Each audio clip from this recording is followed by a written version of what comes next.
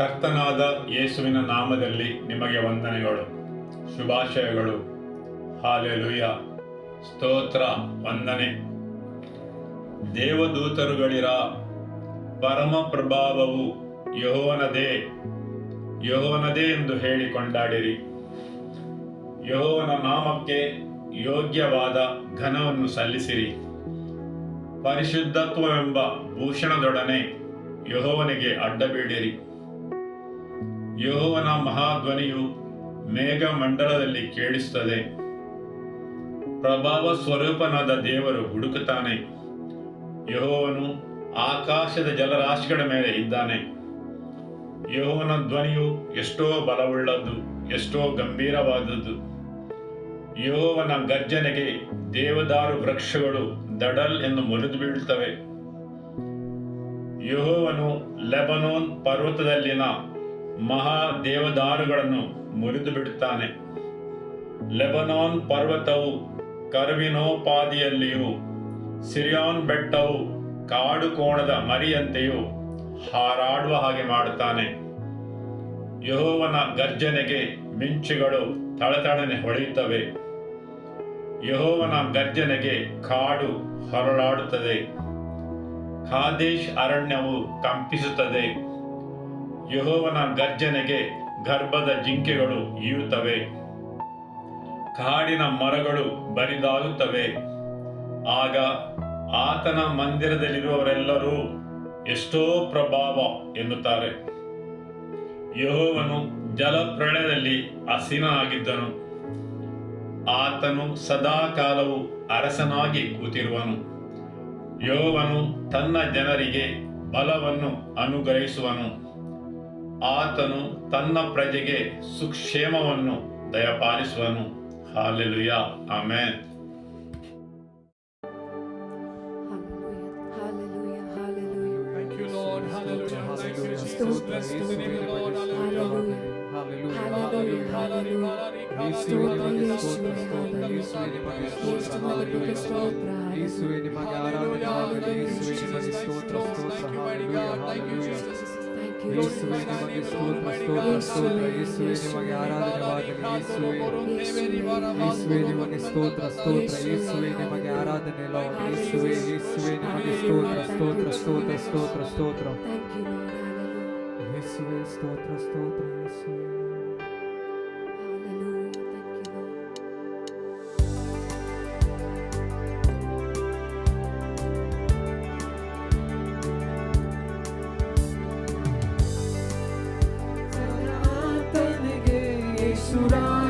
ರಾಜನಿಗೆಂದಿಗಾಗಲಿ ರಕ್ಷಣಾನಂದವ ನೀಡಿದ ಕರ್ತನ ಎಂದೆಂದೂ ಹಾಡಿಕೊಂಡಾಡುವೆ. ಮಹಿಮೆ ಮಹಿಮೆ ಸದಾ ಆತನಿಗೆ, ಯೇಸು ರಾಜನಿಗೆಂದಿಗಾಗಲಿ ರಕ್ಷಣಾನಂದವ ನೀಡಿದ ಕರ್ತನ ಎಂದೆಂದೂ ಹಾಡಿಕೊಂಡಾಡುವೆ. ಪರಮಾನಂದವೇ ಸ್ವರ್ಗದಾನಂದವೇ ಎಂದಿಗೂ. ಆನಂದವೇ ಪರಮಾನಂದವೇ ಸ್ವರ್ಗದಾನಂದವೇ ಎಂದಿಗೂ. ಅತಿ ಘೋರವಾದ ಪಾಪದ ಬಂಧನಿ ನನ್ನನ್ನೆಂದಿಗೂ ಬಿಡಿಸಿದನು. ಅತಿ ಘೋರವಾದ ಪಾಪದ ಬಂಧನಿ ನನ್ನನ್ನೆಂದಿಗೂ ಬಿಡಿಸಿದನು. ಕರುಣೆ ತೋರಿದೆ ಪರಮ ದೃಷ್ಟಿಯ ನೀಡಿರಿ. ಕುರುಡನಾಗಿದ್ದೆ ಕರುಣೆ ತೋರಿರಿ, ಪರಮ ದೃಷ್ಟಿಯ ನೀಡಿದಿ. ಕರುಣಾ ಸಾಗರ ಪಾಪಿಯ ರಕ್ಷಿಸ ಧರೆಗಿಳಿದು ನೀ ಬಂದವನೇ. ಕರುಣಾ ಸಾಗರ ಪಾಪಿಯ ರಕ್ಷಿಸ ಧರೆಗಿಳಿದು ನೀ ಬಂದವನೇ. ಆನಂದವೇ ಪರಮಾನಂದವೇ ಸ್ವರ್ಗದಾನಂದವೇ ಎಂದಿಗೂ. ಆನಂದವೇ ಪರಮಾನಂದವೇ ಸ್ವರ್ಗದಾನಂದವೇ ಎಂದಿಗೂ. ಅತಿ ಘೋರವಾದ ಪಾಪದ ಬಂಧದಿ ನನ್ನನ್ನೆಂದಿಗೂ ಬಿಡಿಸಿದನು.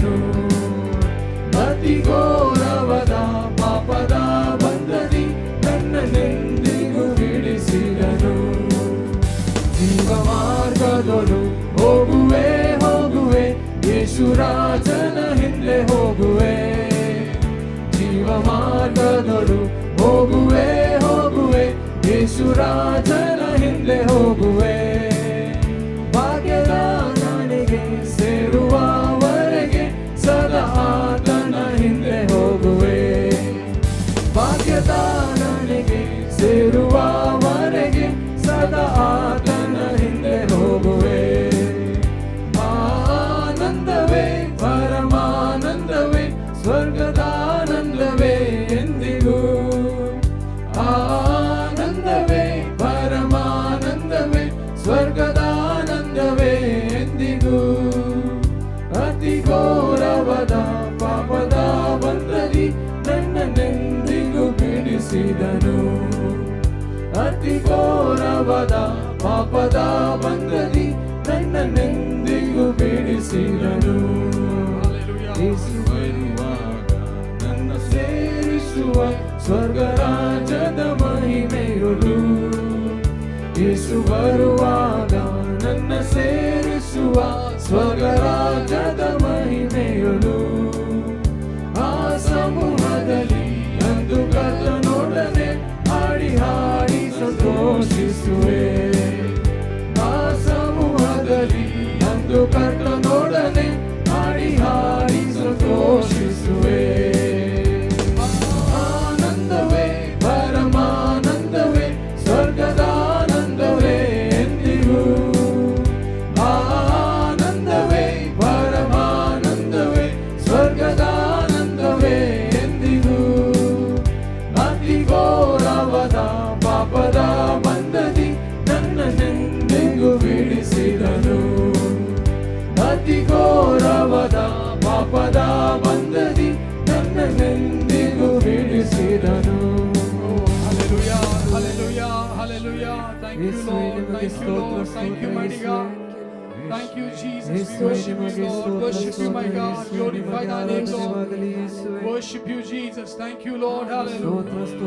Ribalari, Kamadoro, Borunasal, Baldari, Kalbaldari, Balbaldari, Kalbaldari, Balbaldari, Kalbaldari, Hallelujah. Deveri Marabando, Borunda, Borunda,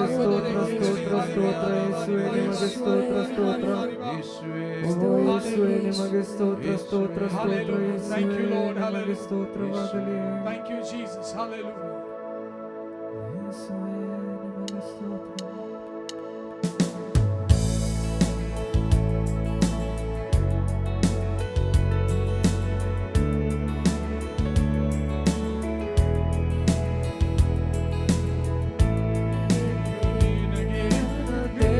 ನಿಮಗೆ ಪ್ರಭಾವವು ನಿಮಗೆ ಯೇಸುವೇ.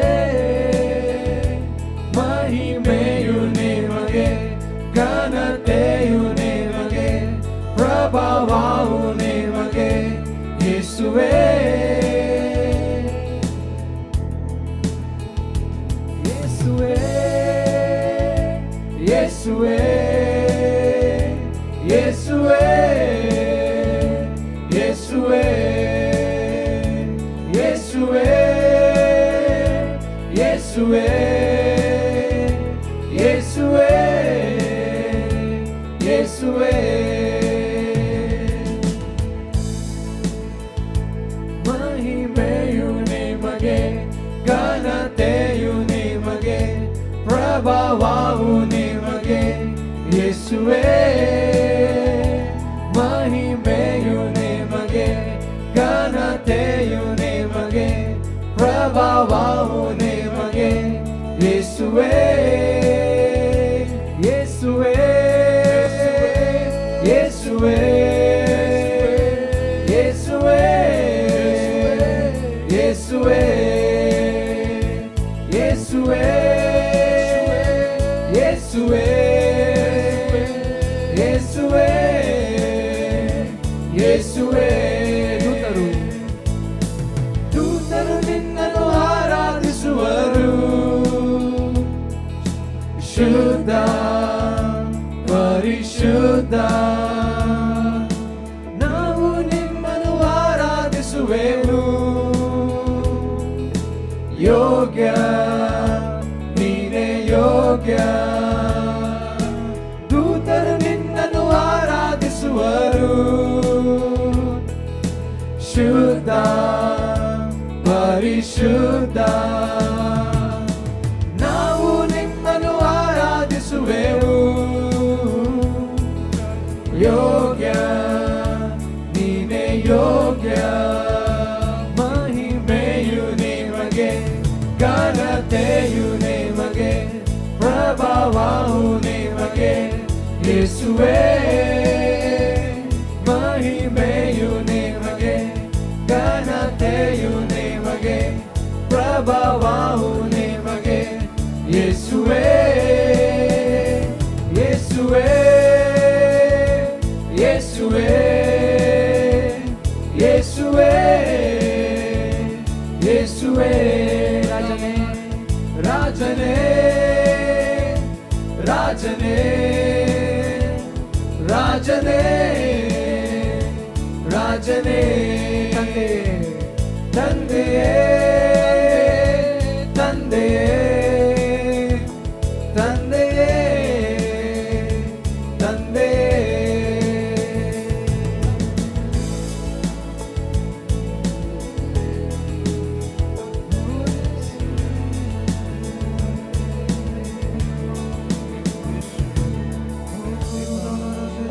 Worship you, Jesus. We worship you, Lord.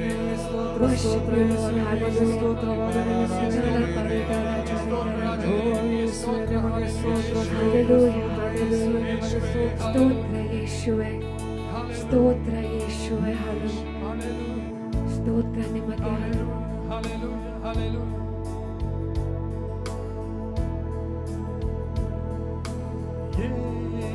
ದೀಪಸ್ತಂಭ ನಡುವೆ ಸಂಚಾರಿಸುವಾತನೇ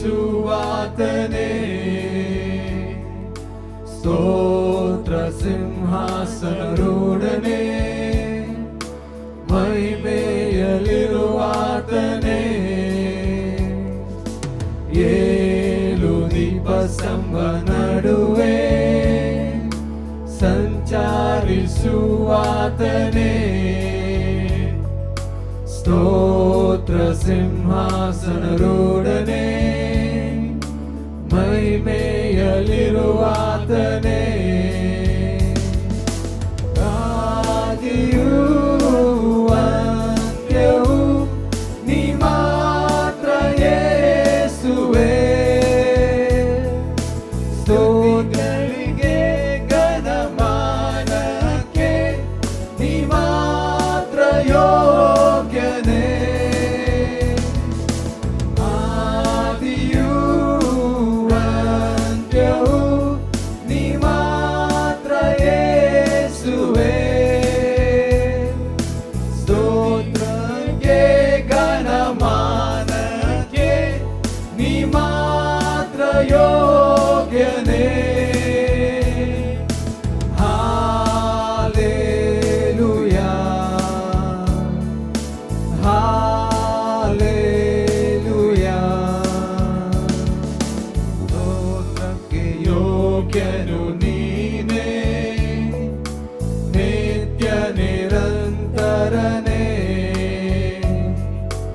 ಆಲ್ಫಾ ಓಮೇಗ ದೇವನೇ ಅತಿ ಪರಿಶುದ್ಧನೇ ಸ್ತೋತ್ರಕ್ಕೆ ಯೋಗ್ಯನು ನೀನೇ ನಿತ್ಯ ನಿರಂತರನೇ ಆಲ್ಫಾ ಓಮೇಗ ದೇವನೇ ಅತಿ ಪರಿಶುದ್ಧನೇ ಆದಿಯೂ ಅಂತ್ಯವೂ ನೀ ಮಾತ್ರ ಯೇಸುವೇ ಸ್ತೋತ್ರಕ್ಕೆ ಘನಮಾನಕ್ಕೆ ನೀ ಮಾತ್ರ ಯೋಗ್ಯನೇ ಆದಿಯೂ ಅಂತ್ಯವೂ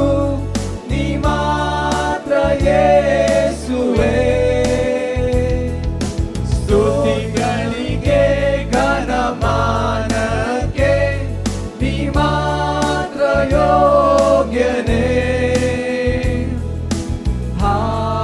hallelujah, hallelujah, hallelujah,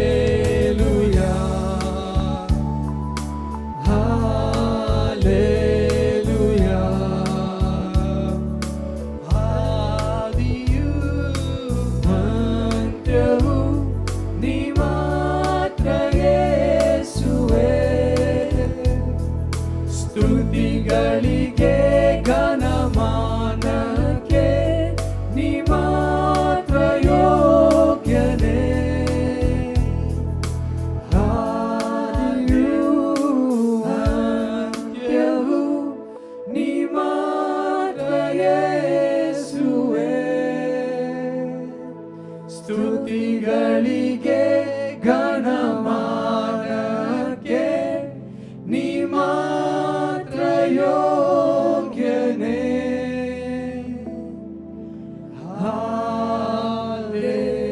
hallelujah, hallelujah,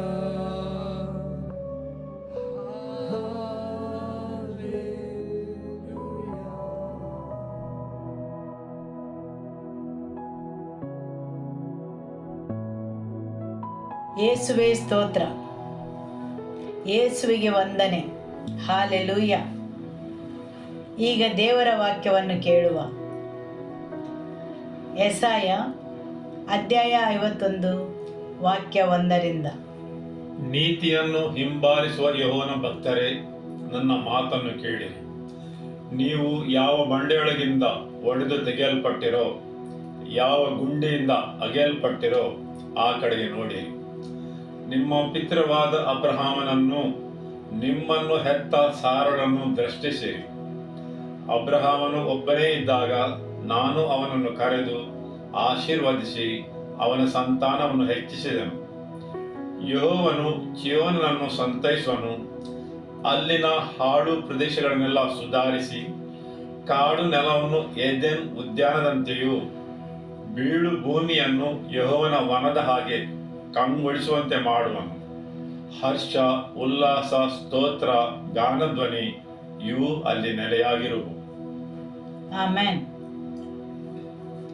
ದೇವರ ವಾಕ್ಯವು ಹೇಳುತ್ತದೆ, ಸದ್ಧರ್ಮ ನಿರತರಾದ ಯೆಹೋವನ ಭಕ್ತರೇ, ನನ್ನ ಮಾತನ್ನು ಕೇಳಿರಿ.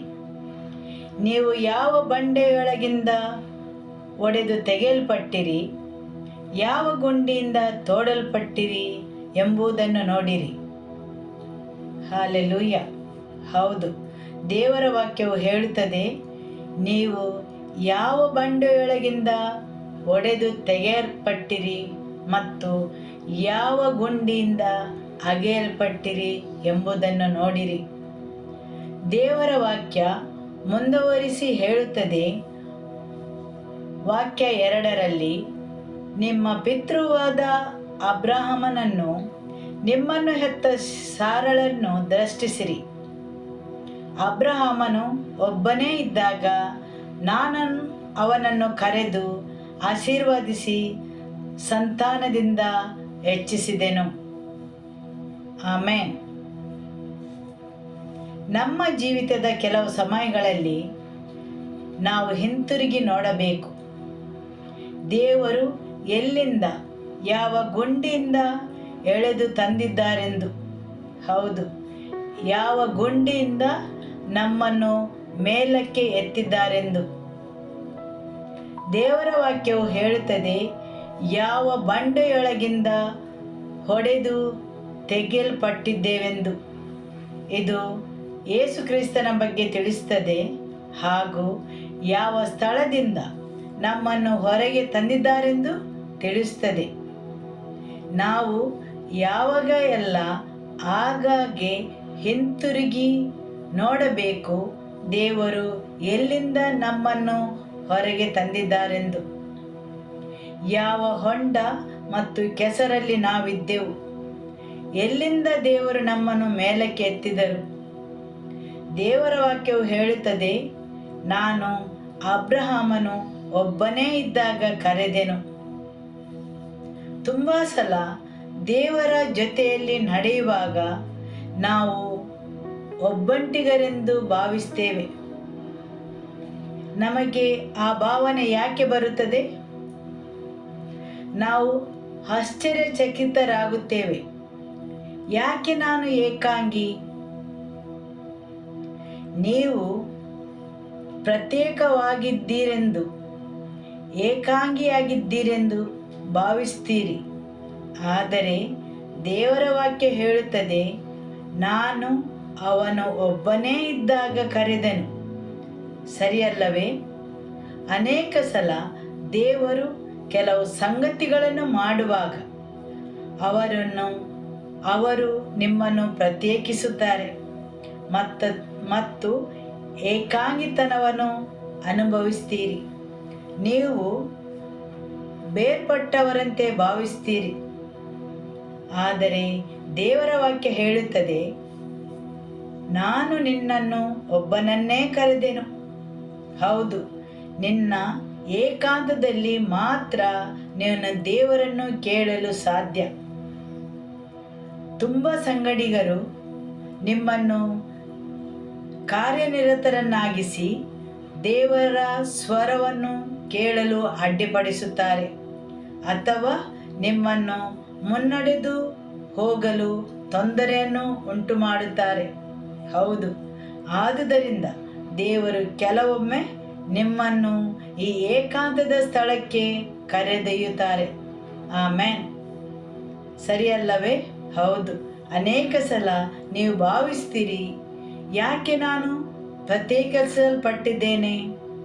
ಯಾಕೆ ನಾನು ಏಕಾಂಗಿತನವನ್ನು ಅನುಭವಿಸ್ತೇನೆ? ಇದನ್ನು ದೇವರು ಉದ್ದೇಶಪೂರ್ವಕವಾಗಿ ಮಾಡುತ್ತಾರೆ. ಯಾಕೆಂದರೆ ನೀವು ತುಂಬ ವಿಷಯಗಳಿಂದ ಬೇರ್ಪಡಬೇಕೆಂದು. ಆದುದರಿಂದ ದೇವರು ನಿಮ್ಮಲ್ಲಿ ಮಾತಾಡಲು ಬಯಸುತ್ತಾರೆ ಹಾಗೂ ಮರುಭೂಮಿಯ ಕಡೆ ನಿಮ್ಮನ್ನು ಆಕರ್ಷಿಸುತ್ತಾರೆ. ಯಾಕೆಂದರೆ ನಿಮ್ಮಲ್ಲಿ ಮಾತಾಡಲು. ಆಮೆನ್. ಕೆಲವು ಸ್ಥಳಗಳು ಏಕಾಂಗಿತನ, ಕೆಲವು ಸ್ಥಳಗಳು ಪ್ರತ್ಯೇಕಿಸಲ್ಪಟ್ಟವುಗಳು. ದೇವರು ನಿಮ್ಮನ್ನು ಸೆಳೆಯುತ್ತಾರೆ, ಯಾಕೆಂದರೆ ಅವರು ನಿಮ್ಮೊಡನೆ ಮಾತಾಡಲು ಬಯಸುತ್ತಾರೆ. ದೇವರ ವಾಕ್ಯವು ಹೇಳುತ್ತದೆ, ಯೆಹೋವನು ಚೀಯೋನನ್ನು ಸಂತೈಸುವನು, ಅಲ್ಲಿನ ಹಾಳು ಪ್ರದೇಶಗಳನ್ನೆಲ್ಲ ಸುಧಾರಿಸಿ ಕಾಡು ನೆಲವನ್ನು ಏದೇನ್ ಉದ್ಯಾನದಂತೆಯೂ ಬೀಳು ಭೂಮಿಯನ್ನು ಯೆಹೋವನ ವನದ ಹಾಗೂ ಕಳಕಳಿಸುವಂತೆ ಮಾಡುವನು. ಹಾಲೆಲೂಯ. ಹಾಳು ಪ್ರದೇಶಗಳ ಬಗ್ಗೆ. ಹೌದು, ಸಿಯೋನ್ ಹಾಳು ಪ್ರದೇಶಗಳ ಬಗ್ಗೆ. ದೇವರ ಪಟ್ಟಣದಲ್ಲಿರುವ ಹಾಳು ಪ್ರದೇಶಗಳ ಬಗ್ಗೆ ಮಾತಾಡುತ್ತಾರೆ. ಕೆಲವು ಆವೃತ್ತಿಗಳಲ್ಲಿ ಇದು ಹೇಳುತ್ತದೆ ಹಾಳು ಪ್ರದೇಶ, ಇನ್ನೂ ಕೆಲವು ಆವೃತ್ತಿಗಳಲ್ಲಿ ನಿರ್ಜನ ಪ್ರದೇಶ, ಮತ್ತೆ ಕೆಲವು ಆವೃತ್ತಿಗಳಲ್ಲಿ ಸೂರ್ಯ ಮಾಡಿದ ಪ್ರದೇಶ. ಹಾಳು ಪ್ರದೇಶ, ನಿರ್ಜನ, ಬೇರ್ಪಟ್ಟ, ಬಂಜರು ಪ್ರದೇಶ, ನಿಷ್ಫಲವಾದ ಪ್ರದೇಶ. ಹೌದು, ದೇವರ ವಾಕ್ಯವು ಹೇಳುತ್ತದೆ, ಯೆಹೋವನು ಚೀಯೋನನ್ನು ಸಂತೈಸುವನು, ಮಾತ್ರವಲ್ಲ ಎಲ್ಲ ಹಾಳು ಪ್ರದೇಶಗಳನ್ನು ಸಂತೈಸುವನು. ಹೌದು, ಆ ನೆಲವು, ಪ್ರದೇಶವು ವ್ಯರ್ಥ ಪ್ರದೇಶ ಆಗಬಾರದೆಂದು ದೇವರ ಅಥವಾ ವ್ಯರ್ಥ ಪ್ರದೇಶ ಆಗಬೇಕೆಂದು ದೇವರ ಉದ್ದೇಶವಾಗಿರಲಿಲ್ಲ. ಅದು ಹಾಳು ಬಿದ್ದ ಪ್ರದೇಶವಾಗಿರಬಹುದು, ನಿರ್ಜನ ಪ್ರದೇಶವಾಗಿರಬಹುದು, ಅಂತಹ ಯಾವುದೇ ಪ್ರದೇಶವಾಗಿರಬಹುದು. ಅದು ನಿಮ್ಮ ಆರೋಗ್ಯ, ಸಂಬಂಧ, ಸಂಪತ್ತು ಅಥವಾ ದೇವರ ಜೊತೆಗಿನ ನಿಮ್ಮ ಆತ್ಮೀಯತೆ ಯಾವುದರಲ್ಲಿಯೂ ಹಾಳು ಪ್ರದೇಶವಿರಬಾರದು, ಯಾವುದೇ ನಿರ್ಜನ ಪ್ರದೇಶವಿರಬಾರದು. ಸರಿಯಲ್ಲವೇ? ಹೌದು. ಆಮೆನ್. ಚೀಯೋನ್ ನಗರದ ಒಳಗಡೆ ಯಾವುದೇ ನಿರ್ಜನ ಪ್ರದೇಶವಿರಬಾರದೆಂದು ದೇವರ ಉದ್ದೇಶವಾಗಿತ್ತು. ಹೌದು, ಚಿಯೋನ್ ನಗರದಲ್ಲಿರುವ ಪ್ರತಿಯೊಂದು ಹಾಳು ಪ್ರದೇಶಗಳನ್ನು ದೇವರು ಸಂತೈಸುವನು. ದೇವರ ವಾಕ್ಯ ಹೇಳುತ್ತದೆ, ದೇವರು ಖಂಡಿತವಾಗಿಯೂ ಶಿಯೋನ್ನಲ್ಲಿರುವ ಪ್ರತಿಯೊಂದು ಪಟ್ಟಣಗಳನ್ನು ಸಂತೈಸುವನು. ಹೌದು, ಅವುಗಳು ನಿಮ್ಮ ಭಾವನೆಗಳಿಗೆ ಅನ್ವಯಿಸಬಹುದು, ನಿಮ್ಮ ಆತಂಕ ಭಯಗಳಿಗೂ ಅನ್ವಯಿಸುತ್ತದೆ. ಏನಾದರಾಗಲಿ ಅದು ನಿಮ್ಮ ಶರೀರ, ಮನಸ್ಸು ಮತ್ತು ಆತ್ಮ ಇವುಗಳಿಗೂ ಅನ್ವಯಿಸುತ್ತದೆ. ಹೌದು, ದೇವರ ವಾಕ್ಯ ಹೇಳುತ್ತದೆ, ದೇವರು ಪ್ರತಿಯೊಂದು ನಿರ್ಜನ ಪ್ರದೇಶ, ಹಾಳು ಬಿದ್ದ ಪ್ರದೇಶಗಳನ್ನು ಸಂತೈಸುವನು. ಆಮೇನ್. ಹೌದು, ನಿಮ್ಮ ಜೀವಿತದಲ್ಲಿ ದೇವರು ನಿಮ್ಮಲ್ಲಿದ್ದ ಹಾಳು ಬಿದ್ದ ಪ್ರದೇಶಗಳನ್ನು ತೋರಿಸಿದರೆ, ಅದಾಗಿರಬಹುದು ಸಂಬಂಧಗಳು, ಆರೋಗ್ಯ, ಸಂಪತ್ತು ಅಥವಾ ನಿಮ್ಮ ಭಾವನೆಗಳು ಇರಬಹುದು. ನಿಮ್ಮ ನಿರುತ್ಸಾಹ, ನಿರಾಶೆ, ಹತಾಶೆ, ಖಿನ್ನತೆ, ಪ್ರತಿಯೊಂದು ಹೆಣಗಾಡುವ ಪ್ರದೇಶಗಳಿರಬಹುದು. ಇವುಗಳೆಲ್ಲವೂ ಚಿಯೋನ್ ಪಟ್ಟಣದ ಹಾಳು ಬಿದ್ದ ಪ್ರದೇಶಗಳು. ನಿಮಗೆ ಅರ್ಥವಾಗ್ತದಲ್ಲವೇ? ಇವುಗಳೆಲ್ಲವೂ ಚಿಯೋನ್ ನಗರದೊಳಗಿರುವ ನಿರ್ಜನ ಪ್ರದೇಶಗಳು. ಆಮೇನ್. ದೇವರ ವಾಕ್ಯವು ಹೇಳುತ್ತದೆ, ದೇವರು ಎಲ್ಲ ಹಾಳು ಬಿದ್ದ ಪ್ರದೇಶಗಳನ್ನು ಸಂತೈಸುವನು. ದೇವರು ಯಾವುದೇ ನಿರ್ಜನ ಅಥವಾ ಹಾಳು ಬಿದ್ದ ಪ್ರದೇಶಗಳನ್ನು ನೋಡಲು ಇಚ್ಛಿಸುವುದಿಲ್ಲ. ಒಣಗಿದ ಪ್ರದೇಶ, ಬರಿದಾದ ಪ್ರದೇಶಗಳು ನಿಮ್ಮ ಜೀವಿತದ ಅಂತ ಯಾವುದಾದರೂ ಸ್ಥಳವಾಗಿರಬಹುದು. ದೇವರು ಅದನ್ನು ನೋಡಲು ಇಚ್ಛಿಸುವುದಿಲ್ಲ. ಆಮೇನ್. ಹೌದು, ದೇವರ ವಾಕ್ಯವು ಮುಂದುವರಿದು ಹೇಳುತ್ತದೆ, ಮರುಭೂಮಿಯನ್ನು ಏದೇನ್ ಉದ್ಯಾನದಂತೆಯೂ ದೇವರು ಅವಳ ಮರುಭೂಮಿಯನ್ನು ಏದೇನ್ ಉದ್ಯಾನದಂತೆ ಮಾಡುತ್ತೇನೆಂದು. ಏದೇನೆಂದರೇನು? ಏದೇನ್ ಯಾವುದರ ಚಿಹ್ನೆಯಾಗಿದೆ? ಏದೇನ್ ಉದ್ಯಾನವು ದೇವರು ಪ್ರಥಮ ಮನುಷ್ಯನನ್ನು ಇಟ್ಟ ಸ್ಥಳವಾಗಿದೆ. ಬೆರಗುಗೊಳಿಸುವ ಸೌಂದರ್ಯವಿರುವ ಸ್ಥಳವಾಗಿದೆ. ಬೆರಗುಗೊಳಿಸುವ ಫಲಪ್ರದ ಪ್ರದೇಶ, ಬೆರಗುಗೊಳಿಸುವ ಮಹಿಮೆಯ ಸ್ಥಳವಾಗಿದೆ. ಹೌದು, ಅದೊಂದು ಚೆನ್ನಾಗಿ ನೀರು ಉಣಿಸಿದ ಉದ್ಯಾನವನವಾಗಿದೆ. 4 ನದಿಗಳು ಹರಿಯುತ್ತವೆ. ಎಲ್ಲವೂ ಹೇರಳವಾಗಿ ಇರುವ ಪ್ರದೇಶ, ಫಲಭರಿತ ಪ್ರದೇಶ. ಏದೇನ್ ಭೂಮಿಯು ಅತ್ಯುತ್ತಮವಾದುದನ್ನು ಮುಂದಕ್ಕೆ ತರುವ ಚಿಹ್ನೆಯಾಗಿದೆ. ಏದೇನ್ ಪ್ರದೇಶವು ದೇವರು ಮನುಷ್ಯನ ಉದ್ದೇಶಕ್ಕಾಗಿ ಸೃಷ್ಟಿಸಿದ್ದಾನೆ, ಮನುಷ್ಯನಿಗಾಗಿ ಸೃಷ್ಟಿಸಿದ್ದಾನೆ ಮತ್ತು ಅದರಲ್ಲಿ ಇದ್ದುದೆಲ್ಲವೂ ಸುಂದರವಾಗಿದೆ. ಆಮೇನ್. ಸರಿಯಲ್ಲವೇ? ಅದರಲ್ಲಿದ್ದುದೆಲ್ಲವೂ ಸುಂದರವಾಗಿತ್ತು. ವಿಶಿಷ್ಟವಾದ ಎಲ್ಲ ತರಹದ ಹಣ್ಣು ಹಂಪಲುಗಳು, ದೇವರ ಸೃಷ್ಟಿಯ ಅತ್ಯುತ್ತಮವಾದುವುಗಳು ಅಲ್ಲಿದ್ದವು. ಹಾಲೆಲೂಯ. ಪಾಪವು ಅಲ್ಲಿ ಪ್ರವೇಶಿಸುವವರೆಗೆ. ಆಮೇನ್. ಇಲ್ಲಿ ದೇವರು ಹೇಳುತ್ತಾರೆ, ಪ್ರತಿಯೊಂದು ಮರುಭೂಮಿಯನ್ನು, ನಿರ್ಜನ ಪ್ರದೇಶವನ್ನು, ಹಾಳು ಬಿದ್ದ ಪ್ರದೇಶವನ್ನು, ಚಿಯೋನ್ ಒಳಗಿರುವ ಈ ಎಲ್ಲ ಪ್ರದೇಶಗಳನ್ನು ಏದೇನ್ ಉದ್ಯಾನವಾಗಿ ರೂಪಾಂತರಿಸುತ್ತೇನೆಂದು. ಆದುದರಿಂದ ದೇವರ ನಗರವು ನಿರ್ಜನ ಪ್ರದೇಶವಾಗಿರುವುದು ದೇವರ ಉದ್ದೇಶವಾಗಿರಲಿಲ್ಲ. ಹೌದು, ಅದೊಂದು ಹಾಳು ಬಿದ್ದ ಪ್ರದೇಶವಾಗಿದೆ. ಬದಲಿಗೆ ಅದು ಸರ್ವತೋಮುಖವಾಗಿ ಆತ್ಮ, ಮನಸ್ಸು ಮತ್ತು ಶರೀರದಲ್ಲಿ ಅಭಿವೃದ್ಧಿ ಹೊಂದಬೇಕು. ಹೌದು, ಅಲ್ಲೊಂದು ವ್ಯವಸ್ಥೆ ಉಂಟು. ಮೊದಲಿಗೆ ನಿಮ್ಮ ಆತ್ಮದ ಏಳಿಗೆಯಾಗಬೇಕು. ದೇವರ ಜೊತೆ ನಿಮ್ಮ ಆತ್ಮೀಯತೆ, ದೇವರ ಜೊತೆ ನೀವು ಸಾಗುವುದು, ದೇವರ ಜೊತೆ ನಿಮ್ಮ ಸಂಬಂಧ, ಇದೆಲ್ಲವೂ ಅಭಿವೃದ್ಧಿ ಹೊಂದಬೇಕು. ತದನಂತರ ಮಾತ್ರ ಜೀವನದ ಬೇರೆಲ್ಲ ಅಂಶಗಳಲ್ಲಿ ಇದು ಹರಿಯುತ್ತದೆ. ಹೌದು, ನಿಮ್ಮ ಆತ್ಮವು ಮೊದಲು ಏಳಿಗೆಯನ್ನು ಕಾಣಬೇಕು. ನಿಮ್ಮ ಆತ್ಮದಲ್ಲಿ ಆದ ಈ ಬೆಳವಣಿಗೆಯು ನಿಮ್ಮ ಬೇರೆಲ್ಲ ಭಾಗಗಳಿಗೆ ತುಂಬಿ ಹರಿಯುತ್ತದೆ. ನಿಮ್ಮ ಭಾವನೆಗಳು, ನಿಮ್ಮ ಮನಸ್ಸು ಮತ್ತು ಶರೀರದ ಮೇಲೆ. ಮೊದಲು ನಿಮ್ಮ ಆತ್ಮವು ಅಭಿವೃದ್ಧಿಯನ್ನು ಹೊಂದಬೇಕು. ದೇವರ ಜೊತೆಗಿನ ನಿಮ್ಮ ಸಂಬಂಧ, ಆತ್ಮೀಯತೆ, ಹೌದು, ಈ ವಿಷಯಗಳು ಅಂಶಗಳು ಅಭಿವೃದ್ಧಿಯನ್ನು ಹೊಂದದೆ ಬೇರೆ ಯಾವ ವಿಷಯಗಳು ಸಂಭವಿಸುವುದಿಲ್ಲ. ಆಮೆನ್. ದೇವರ ವಾಕ್ಯವು ಹೇಳುತ್ತದೆ, ಮರುಭೂಮಿಯು ಯೆಹೋವನ ಉದ್ಯಾನದಂತೆ ಕಂಗೊಳಿಸುವುದು. ಆಮೆನ್. ನಾವೆಲ್ಲರೂ ಉದ್ಯಾನವನವನ್ನು ಮಾಡಲು ಇಚ್ಛಿಸುತ್ತೇವೆ.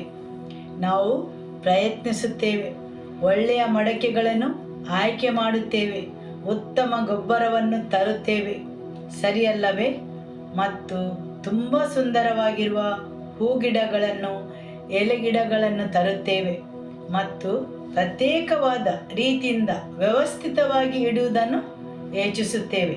ಹೌದು, ಜನರು ಅದರ ಹಿಂದೆ ತಮ್ಮ ಸಮಯವನ್ನು, ಪ್ರಯತ್ನವನ್ನು ಮಾಡುತ್ತಾರೆ, ಗಿಡಗಳನ್ನು ಆಯ್ಕೆ ಮಾಡಲು ಮತ್ತು ಅವುಗಳನ್ನು ನೆಡುವ ಸ್ಥಳವನ್ನು, ಮಡಕೆಗಳು, ಗೊಬ್ಬರಗಳು ಎಲ್ಲದರಲ್ಲಿಯೂ ತಮ್ಮ ಆಲೋಚನೆಗಳನ್ನು ಉಪಯೋಗಿಸುತ್ತಾರೆ, ಸರಿಯಲ್ಲವೇ?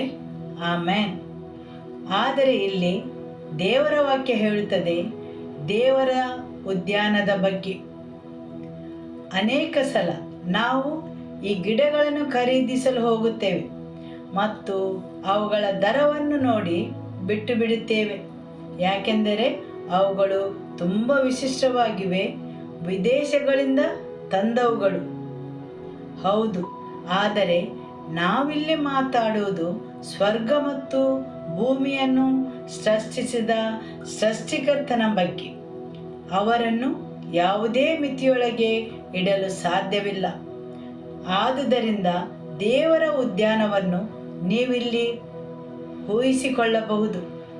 ಕೆಲವು ಸಲ ನೀವು ನೋಡಬಹುದು, ಜನರು ವಾಸಿಸುವ ತಮ್ಮ ಸ್ಥಳಗಳಿಗೆ ತುಂಬ ವಿಶಿಷ್ಟವಾದ ಗಿಡಗಳನ್ನು ಖರೀದಿಸುವುದು ಕೇವಲ ತಮ್ಮ ವೈಭವವನ್ನು ಪ್ರದರ್ಶಿಸಲು. ಸರಿ, ಆದರೆ ನೀವು ಊಹಿಸಿಕೊಳ್ಳಿ, ದೇವರು ವಿನ್ಯಾಸಗೊಳಿಸಿದ ಆ ಉದ್ಯಾನದ ಸೌಂದರ್ಯದ ಬಗ್ಗೆ. ನೀವು ಅದನ್ನು ಅರ್ಥ ಮಾಡಿಕೊಳ್ಳಲು ಸಮರ್ಥರಾಗಿದ್ದೀರಾ? ಹೌದು, ದೇವರು ತರಲು ಬಯಸುವ ಆ ಸುಂದರ ಉದ್ಯಾನವನವನ್ನು ನೀವು ಊಹಿಸಿಕೊಳ್ಳಿ. ತುಂಬ ಆರಿಸಲ್ಪಟ್ಟ ವಸ್ತುಗಳು. ಆಮೇನ್. ಇತ್ತೀಚೆಗೆ ನಾನು ಕೇಳಿಸಿಕೊಂಡೆ, ಯಾರೊಬ್ಬರು 800,000 ಹಣ್ಣಿನ ಮರಗಳನ್ನು, ಈ ಮರಗಳು ನಮ್ಮ ಭಾರತ ದೇಶದಲ್ಲಿ ಸಿಗದವುಗಳು, ಎಲ್ಲವನ್ನು ವಿದೇಶದಿಂದ ತಂದವುಗಳು. ಹೌದು, ಮನುಷ್ಯನು ಪ್ರಯತ್ನ ಮಾಡಿ ಅದನ್ನು ಹಿಂಬಾಲಿಸಿಕೊಂಡು ಹೋಗಿ ಬೇಕಾದ ವಿಶಿಷ್ಟವಾದ ವಸ್ತುಗಳನ್ನು ಪಡೆದುಕೊಳ್ಳುತ್ತಾನೆ. ಹಾಗಾದರೆ ದೇವರು ಒಂದು ಉದ್ಯಾನವನವನ್ನು ಕಟ್ಟಬೇಕಾದರೆ ಊಹಿಸಿಕೊಳ್ಳಿ. ದೇವರ ವಾಕ್ಯವು ಹೇಳುತ್ತದೆ, ಒಂದು ನಿರ್ಜನ ಪ್ರದೇಶ. ಪುನಃ ಹೇಳುವುದಾದರೆ ಅದು ಒಣಗಿ ಹೋದ, ಬರಿದಾದ, ಏನೂ ಬೆಳೆಯದ, ಅಲ್ಲಿ ಯಾವುದೇ ಭರವಸೆ ಇಲ್ಲ. ಹೌದು, ಒಂದು ಮರುಭೂಮಿ.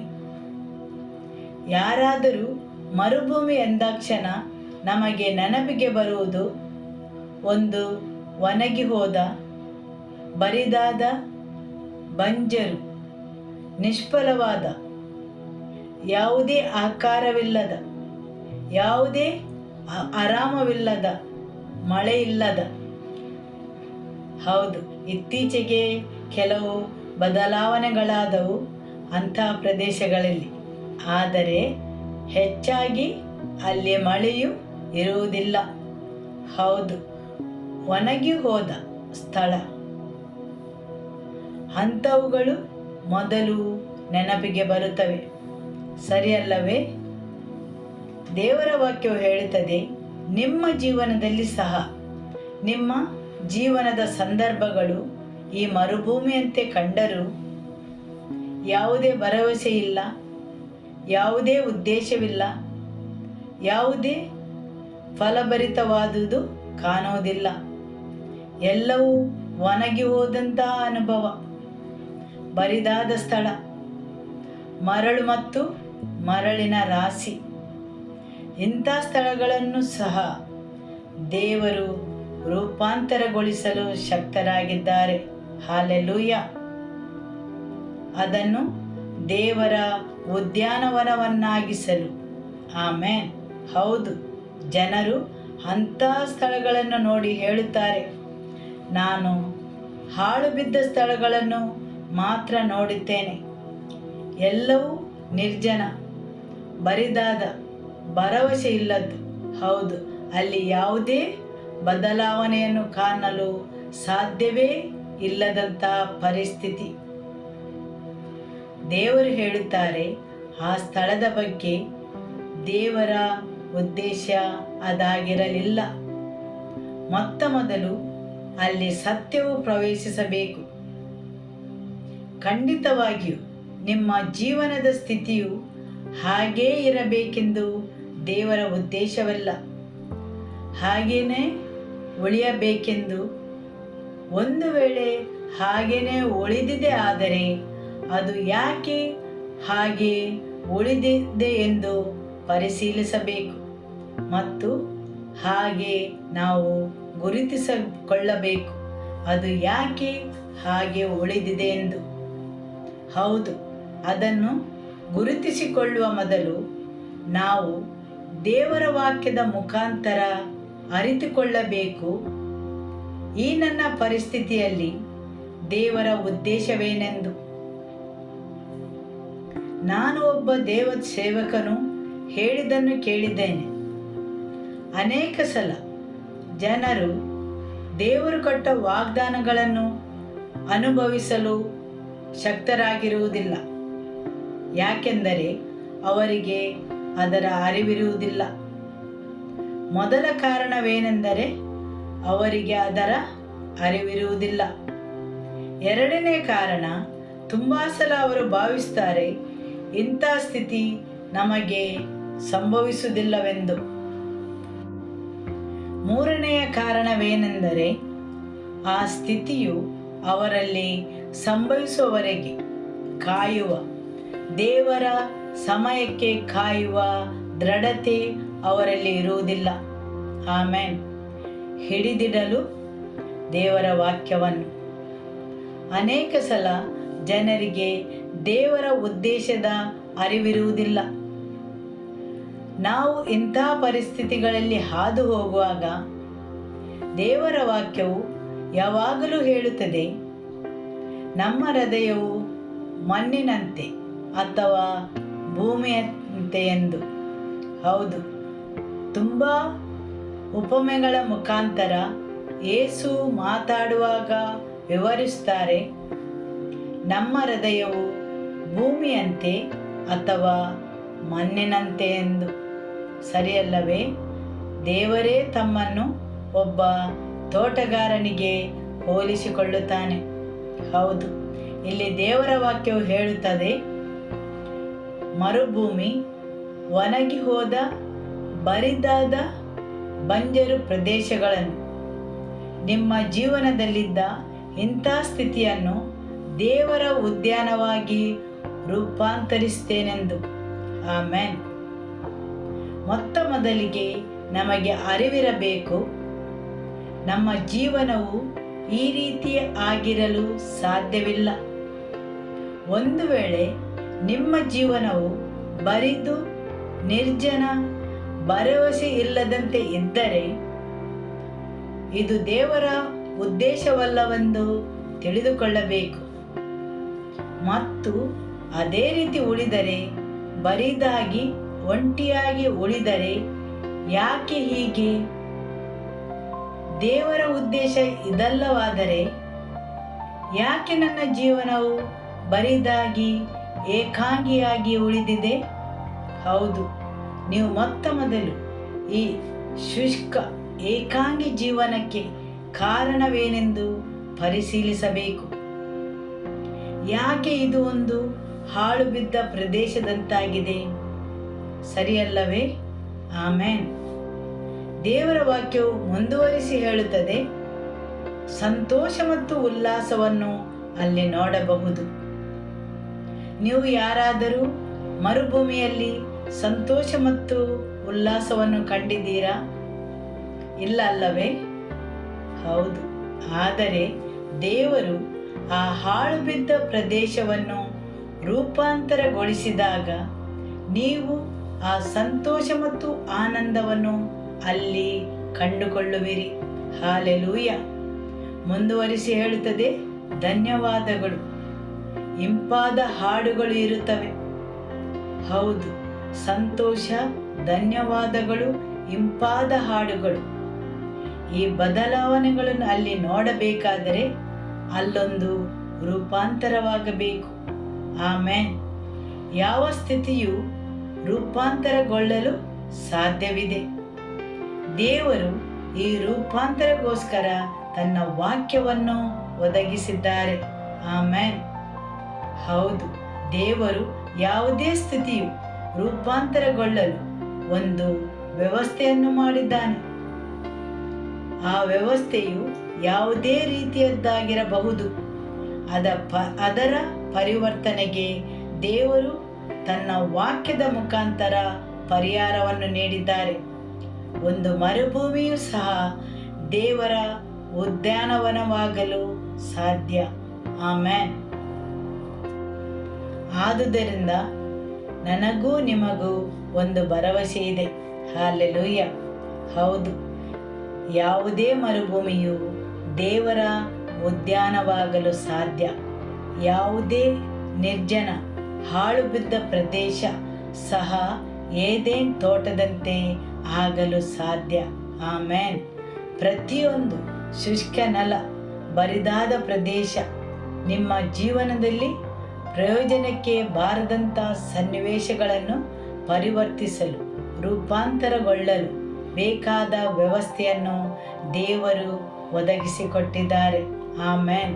ಹೌದು, ದೇವರ ವಾಕ್ಯದಲ್ಲಿ ಆ ವ್ಯವಸ್ಥೆ ಉಂಟು.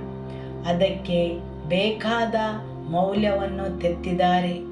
ಆದುದರಿಂದ ನಿಮ್ಮ ಜೀವನವು ಬದಲಾಗಬೇಕೆಂದು. ಹಾಲೆಲೂಯ. ಸರಿಯಲ್ಲವೇ? ಆಮೇನ್.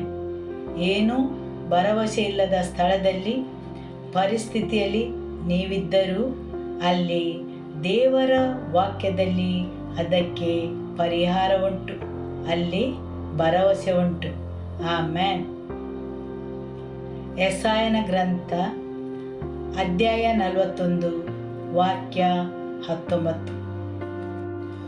ಮರುಭೂಮಿಯಲ್ಲಿ ದೇವದಾರು, ಜಾಲಿ ಮರ, ಸುಗಂಧ ಓಲಿವ್ ಮರಗಳನ್ನು ನಾನು ನೆಡುವೆನು. ಮರುಭೂಮಿಯಲ್ಲಿ ತುರಾಯಿ, ತಪಸಿ, ತಿಲಕ ವೃಕ್ಷಗಳನ್ನು ಒಟ್ಟಿಗೆ ಬೆಳೆಸುವೆನು. ಆಮೇನ್. ಅಲ್ಲಿ ಕೆಲವು ಮರಗಳನ್ನು ಬೆಳೆಸಬಹುದು. ಮರುಭೂಮಿಯಲ್ಲಿ ಸಹ ದೇವರ ವಾಕ್ಯವು ಹೇಳುತ್ತದೆ, ಮರುಭೂಮಿಯಲ್ಲಿ ನಾನು ದೇವದಾರು ಮರಗಳನ್ನು ನೆಡುತ್ತೇನೆ. ಕಸ್ತೂರಿ ಜಾಲಿ, ಸುಗಂಧ, ಓಲಿವ್ ಮರಗಳನ್ನು ನೆಡುತ್ತೇನೆ. ಹೌದು, ಕೆಲವು ಮರಗಳು ಮರುಭೂಮಿಯಲ್ಲಿ ಸಹ ಬೆಳೆಯುತ್ತವೆ. ಹೌದು, ನೀವಲ್ಲಿ ಗುಲಾಬಿ ಗಿಡ ಹಾಕಿದರೆ ಅದು ಹಸನಾಗಿ ಬೆಳೆಯಲಿಕ್ಕಿಲ್ಲ. ಆದರೆ ಕೆಲವು ಪ್ರದೇಶಗಳಲ್ಲಿ ಮಾತ್ರ ದೇವದಾರು ಮರಗಳು ಹಸನಾಗಿ ಬೆಳೆಯುತ್ತವೆ. ಹೌದು, ಎಣ್ಣೆ ಮರಗಳು, ಸುಗಂಧದ ಮರಗಳು. ಮರುಭೂಮಿಗಳಲ್ಲಿ ದೇವದಾರು, ಕಸ್ತೂರಿ ಜಾಲಿ, ಓಲಿವ್ ಮರಗಳು ಹಸನಾಗಿ ಬೆಳೆಯುತ್ತವೆ.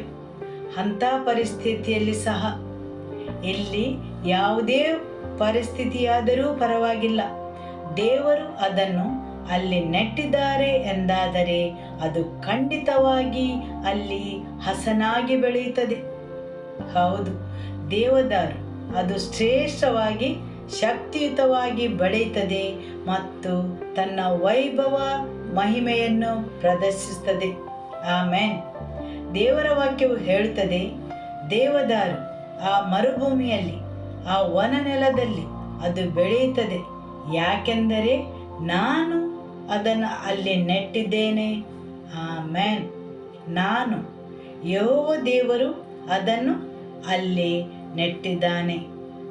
ಹೌದು, ನಿಮಗೆ ಅನಿಸಬಹುದು ನಿಮ್ಮ ಜೀವನವು ಒಂದು ಮರುಭೂಮಿಯಲ್ಲಿ, ವನ ನೆಲದಲ್ಲಿ ನೆಟ್ಟಿದ್ದಾರೆಂದು. ಯಾಕೆಂದರೆ ದೇವರಿಗೆ ಒಂದು ಉದ್ದೇಶವುಂಟು. ನೀವು ದೇವದಾರು ಮರದಂತೆ ಬೆಳೆಯಬೇಕೆಂದು, ಅದರಂತೆ ಶಕ್ತಿಯುತವಾಗಿ ಬೆಳೆಯಬೇಕು. ಯಾವುದೇ ಪರಿಸ್ಥಿತಿಯನ್ನು ಲೆಕ್ಕಿಸದೆ, ಅದು ಶುಷ್ಕ ಹಾಗೂ ಬರಿದಾಗಿರಬಹುದು. ದೇವರ ಉದ್ದೇಶವು ಆ ದೇವದಾರು ಅಲ್ಲಿ ಹಸನಾಗಿ ಬೆಳೆಯಬೇಕೆಂದು, ವರ್ಧಿಸಬೇಕೆಂದು, ಆ ಮರುಭೂಮಿಯಲ್ಲಿ, ಆ ನಿರ್ಜನ ಪ್ರದೇಶದಲ್ಲಿ, ಆ ವನ ನೆಲದಲ್ಲಿ. ಆಮೇನ್. ಸರಿಯಲ್ಲವೇ? ಹೌದು, ಆ ವನ ನೆಲದಲ್ಲಿ ಆ ದೇವದಾರು ಮರ ವೃದ್ಧಿಯಾಗುತ್ತದೆ, ಬೆಳೆಯುತ್ತದೆ. ಆಮೇನ್. ನೀವು ನಿಮ್ಮ ಜೀವಿತವನ್ನು ನೋಡಿ ನನ್ನ ಪರಿಸ್ಥಿತಿ ಹೀಗೆ ಯಾಕಿದೆ ಎಂದು ಭಾವಿಸಿದರೆ, ಅದು ದೇವರ ಉದ್ದೇಶವಾದರೆ ನೀವು ಅಲ್ಲಿ ಖಂಡಿತವಾಗಿಯೂ ಅಭಿವೃದ್ಧಿ ಹೊಂದುತ್ತೀರಿ. ದೇವದಾರು ಆ ಮರುಭೂಮಿಯಲ್ಲಿ, ಆ ವನ ನೆಲದಲ್ಲಿ ಬದುಕಿ ಉಳಿಯುತ್ತದೆ. ಆಮೇನ್. ಹೌದು, ಆ ಮರವು ತನ್ನ ಬೇರುಗಳನ್ನು ಆಳಕ್ಕೆ ಕಳುಹಿಸಿ ಬೆಳೆಯಲು ಬೇಕಾದ ಆಹಾರವನ್ನು ಕಂಡುಕೊಳ್ಳುತ್ತದೆ. ಕೆಲವೊಂದು ಬೆಳವಣಿಗೆಯು ವನನೆಲ ಅಥವಾ ವನ ಪ್ರದೇಶಗಳಲ್ಲಿ ಮಾತ್ರ ಸಂಭವಿಸುತ್ತದೆ. ವನನೆಲಗಳಲ್ಲಿದ್ದ ಮರಗಳು ತಮ್ಮ ಬೇರುಗಳನ್ನು ನಿಜವಾಗಿ ಆಳಕ್ಕೆ ಕಳುಹಿಸುತ್ತವೆ. ಕೆಲವು ಕಠಿಣ ಪರಿಸ್ಥಿತಿಗಳು, ಕಷ್ಟದ ಸ್ಥಿತಿಗಳಲ್ಲಿ ನೀವು ಯಾಕಿದ್ದೀರೆಂದರೆ ದೇವರಲ್ಲಿ ನಿಮ್ಮ ಆತ್ಮೀಯತೆಯು ಗೂಢವಾಗಲು ಮತ್ತು ನೀವು ದೇವರ ವಾಕ್ಯಕ್ಕೆ ಆಳವಾಗಿ ಹೋಗಲು, ಅವರ ಮುಖವನ್ನು ಹುಡುಕಲು. ಅಂತಹ ಆ ವನ ಅನುಭವಗಳು ನಿಮ್ಮ ಜೀವನದಲ್ಲಿ ಬರದೇ ಇರುತ್ತಿದ್ದರೆ ಇವತ್ತು ನೀವು ಏನಾಗಿದ್ದೀರಿ ಹಾಗೆ ಖಂಡಿತವಾಗಿಯೂ ನೀವು ಇರುತ್ತಿರಲಿಲ್ಲ. ಆಮೇನ್. ನಿಮ್ಮ ಬೇರುಗಳು ಇಷ್ಟು ಆಳಕ್ಕೆ ಹೋಗುತ್ತಿರಲಿಲ್ಲ. ದೇವರ ಬಗ್ಗೆ ನಿಮ್ಮ ಜ್ಞಾನ, ತಿಳುವಳಿಕೆ ಇಷ್ಟು ಆಳಕ್ಕೆ ಹೋಗುತ್ತಿರಲಿಲ್ಲ. ನೀವೊಂದು ಮೇಲ್ನೋಟದ ವ್ಯಕ್ತಿಯಾಗಿರುತ್ತಿದ್ದೀರಿ. ಕೆಲವು ವನ ನೆಲಗಳು, ಬಂಜರು ಪ್ರದೇಶಗಳು ನಿಮ್ಮನ್ನು ನೆಟ್ಟಿದ್ದಾರೆಂದು ನೀವು ಭಾವಿಸಿದರೆ ಅದು ನೀವು ಆಳವಾಗಿ ದೇವರ ಜೊತೆ ಬೇರೂರಬೇಕೆಂದು. ಆಮೇನ್.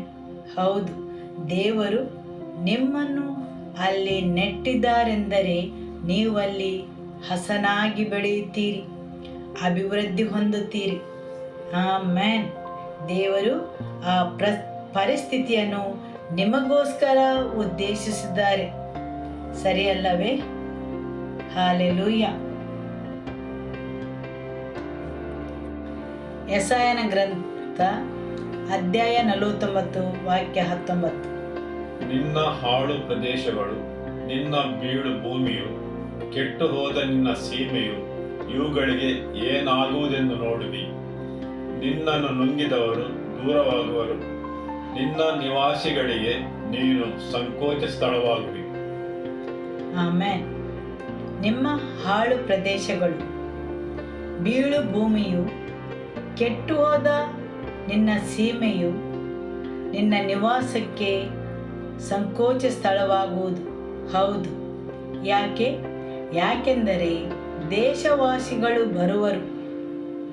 ನಿನ್ನ ವಿನಾಶದ ಸ್ಥಳ, ನಿನ್ನನ್ನು ನಾಶ ಮಾಡಬಹುದು, ನಿನ್ನನ್ನು ನುಂಗಬಹುದು ಎಂದು ಭಾವಿಸಿದ ಸ್ಥಳ. ದೇವರ ವಾಕ್ಯವು ಹೇಳುತ್ತದೆ, ನಿರ್ಜನ ಪ್ರದೇಶ, ವಾಸಿಸಲಾಗದ ಸ್ಥಳ. ನೀನು ನಾಶವಾಗಿತ್ತಿ ಎಂದು ಭಾವಿಸಿದ ಸ್ಥಳದಲ್ಲಿ ನೀನು ಅಭಿವೃದ್ಧಿ ಹೊಂದಿ ಆ ಸ್ಥಳವು ನಿನಗೆ ನೆಲೆಸಲು ಸಾಕಾಗದಷ್ಟು.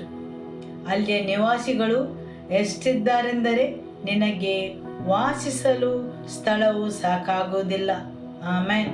ಹೌದು, ಆ ಸ್ಥಳವು ಅಥವಾ ಆ ಪರಿಸ್ಥಿತಿಯು ನಿರ್ಜನ ಪ್ರದೇಶ, ಬರಿದಾದ ಸ್ಥಳ.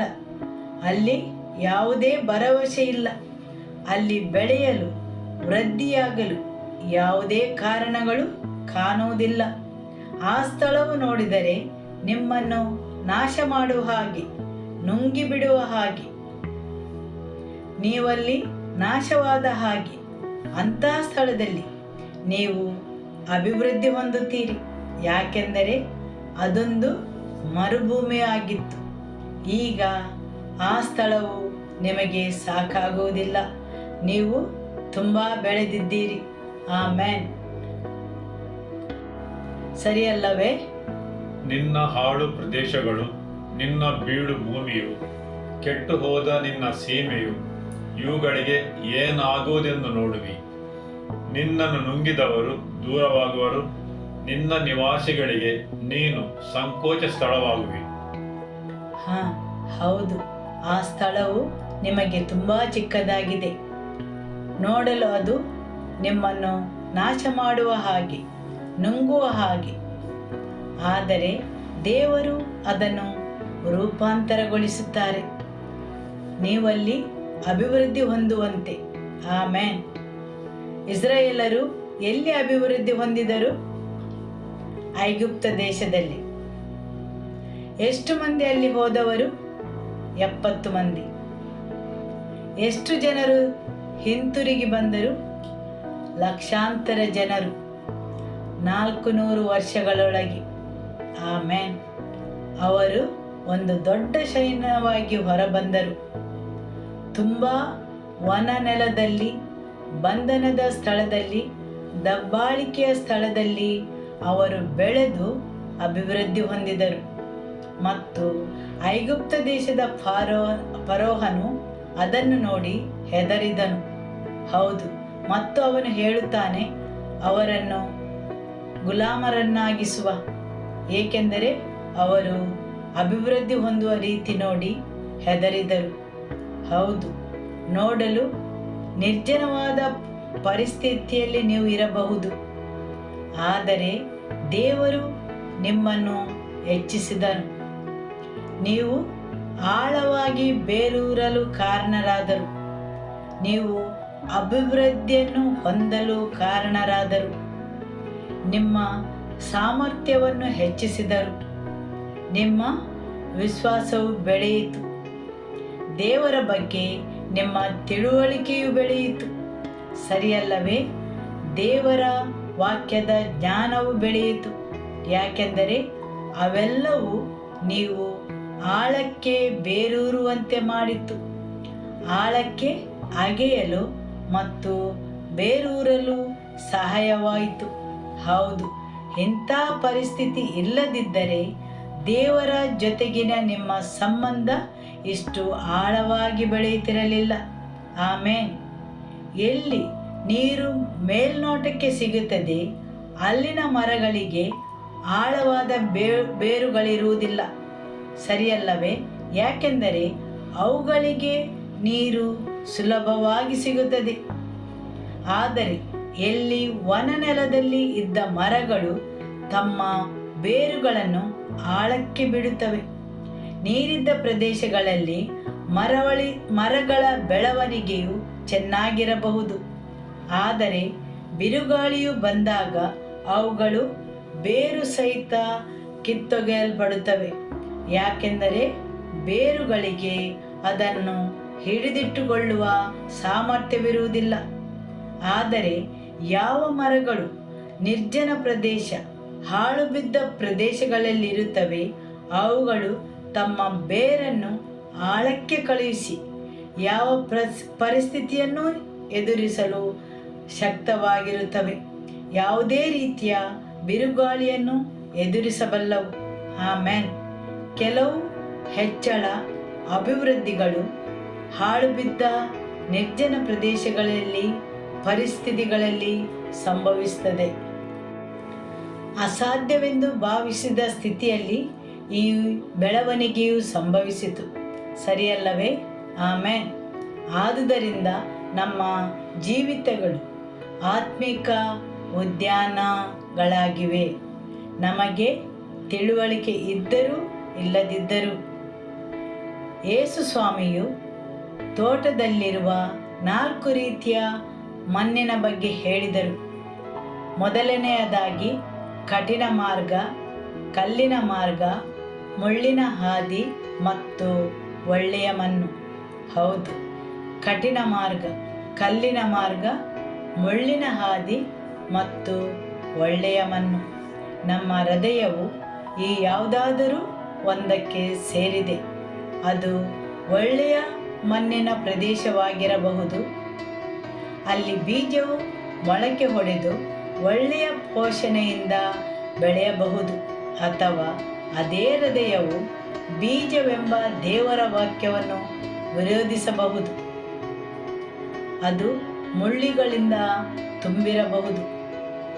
ಪ್ರಾಪಂಚಿಕ ಕಾಳಜಿಯಿಂದ ದೇವರ ವಾಕ್ಯವನ್ನು ಉಸಿರುಗಟ್ಟಿಸುತ್ತದೆ ಮತ್ತು ಅಸಂಖ್ಯ ಸಂಗತಿಗಳು ನಮ್ಮ ಹೃದಯದ ಸ್ಥಿತಿಗೆ ಕಾರಣವಾಗಬಹುದು. ನಮ್ಮ ಹೃದಯ ಬಂಡೆಯಂತೆ ಕಠಿಣವಾಗಿರಬಹುದು. ಯಾವುದೇ ಮಣ್ಣು ಅಲ್ಲಿ ಸಿಗುವುದಿಲ್ಲ, ಯಾಕೆಂದರೆ ತುಂಬ ಸಂಚಾರವಿರುವುದರಿಂದ. ಅದೊಂದು ದಾರಿ, ಅತಿ ಆದ ಪ್ರಾಪಂಚಿಕ ಸಂಗತಿಗಳ ಸಂಚಾರ, ಬೇರೆ ಬೇರೆ ಲೌಕಿಕ ವಿಷಯಗಳಿಗೆ ಆದ್ಯತೆ. ಅನೇಕ ಜನರು ನಡೆದಾಡಿದ್ದರಿಂದ ಅದು ಕಠಿಣವಾಗಿದೆ. ಆದುದರಿಂದ ಅಲ್ಲಿ ಬೀಜ ಮೊಳೆಯಲು ಸಾಧ್ಯವಿಲ್ಲ. ತಿಳಿತಲ್ಲವೇ? ಆಮೇನ್. ಅತಿಯಾದ ಸಂಚಾರ, ಲೌಕಿಕ ಮತ್ತು ಜನರಿಂದಾಗಿ ಅದು ಕಠಿಣವಾಗಿದೆ. ಲೌಕಿಕವಾದ ಅತಿಯಾದ ಸಂಗತಿಯ ಜತೆಗಾರಿಕೆಯಿಂದ ಹೃದಯವು ಕಠಿಣವಾಗಿದೆ. ಹೌದು, ಬೇರೆ ಬೇರೆ ಮಣ್ಣಿನ ಸ್ವಭಾವಗಳಿಂದ ಅಲ್ಲಿ ದೊರಕುವ ಫಲವು ವಿವಿಧ ರೀತಿಯದಾಗಿದೆ. ಆಮೇನ್. ಒಳ ಪ್ರವೇಶಿಸಿದ ದೇವರ ವಾಕ್ಯದ ಪ್ರಭಾವವು ವಿವಿಧ ರೀತಿಯದಾಯಿತು. ಆಮೇನ್. ಕೀರ್ತನೆ 65 ವಾಕ್ಯ 10. ನೇಗಿಲ ಗೆರೆಗಳನ್ನು ತೇವಗೊಳಿಸಿ ಮಳೆಯಿಂದ ಅದರ ಹೆಂಟೆಗಳನ್ನು ಕರಗಿಸಿ ಸಮ ಮಾಡುತ್ತಿ, ಅದರ ಬೆಳೆಯನ್ನು ವೃದ್ಧಿಪಡಿಸುತ್ತಿ. ದೇವರು ಆ ಕಠಿಣವಾದ ಪ್ರದೇಶಕ್ಕೂ ಸಹ ಮಳೆಯನ್ನು ಕಳುಹಿಸುತ್ತಾನೆ. ಹೌದು, ಅವರ ಆತ್ಮನ ಮಳೆ ಸುರಿದಾಗ, ಜೀವಿತದ ನೀರು ಧಾರಾಳವಾಗಿ ಹರಿಯುವಾಗ ಆ ಕಠಿಣವಾದ ಪ್ರದೇಶ ಸಹ ಮೃದುವಾಗುತ್ತದೆ. ಆದರೆ ನೀವು ನಿಮ್ಮ ಹೃದಯವನ್ನು ತೆರೆದು ಪವಿತ್ರಾತ್ಮನಿಗೆ ಆ ಕಠಿಣವಾದ ಪ್ರದೇಶಕ್ಕೆ ಹೋಗಲು ಅವಕಾಶ ಮಾಡಿಕೊಡಬೇಕು. ಆವಾಗ ಅದು ಮೃದುವಾಗುತ್ತದೆ. ಆಮೇನ್. ಹಿಮಪಾತವಾದ ಆ ಪ್ರದೇಶಗಳನ್ನು ನಾವು ನೋಡುವ. ಬಲಿಷ್ಠವಾದ ಮರಗಳು ಮಾತ್ರ ನಿಂತುಕೊಂಡದ್ದನ್ನು, ಹಿಮದಿಂದ ಮುಚ್ಚಿಕೊಂಡದ್ದನ್ನು ನೋಡುತ್ತೇವೆ. ಮತ್ತು ಬೇರೆ ಎಲ್ಲ ಕಡೆ ಹಿಮ ಮಾತ್ರ ನಮಗೆ ಕಾಣುತ್ತದೆ. ಸರಿಯಲ್ಲವೇ? ಆದರೆ ಋತು ಬದಲಾದಾಗ ನಾವು ನೋಡುತ್ತೇವೆ, ಪೊದೆಗಳು, ಹೂಗಳು, ತಾವರೆಗಳು ಅರಳುವುದನ್ನು ನಾವು ನೋಡುತ್ತೇವೆ. ಒಂದು ಋತುವಿನಲ್ಲಿ ನಾವು ನೋಡುತ್ತೇವೆ ದೊಡ್ಡ ದೊಡ್ಡ ಮರಗಳು ಮಾತ್ರ ಇರುವುದನ್ನು. ಆದರೆ ಯಾವಾಗ ಋತುವು ಬದಲಾಯಿತು, ಸೆಕೆಯು ಆರಂಭವಾಯಿತು, ಹಿಮವು ಕರಗಿದಾಗ ವಿವಿಧ ರೀತಿಯ ಹೂಗಳು ಅರಳುವುದನ್ನು ನೋಡುತ್ತೇವೆ. ಅವುಗಳು ಎಲ್ಲಿಂದ ಬಂದವು? ಈಗಾಗಲೇ ಅವುಗಳ ಗೆಡ್ಡೆಗಳು ನೆಲದಲ್ಲಿ ಹೂಳಿದ್ದವು. ಅನೇಕ ಸಲ ಅನೇಕ ಜನರ ಜೀವನವನ್ನು ನೋಡಿದರೆ ಅದು ಹಿಮದಿಂದ ಮುಚ್ಚಿಟ್ಟಂತೆ ಇದೆ.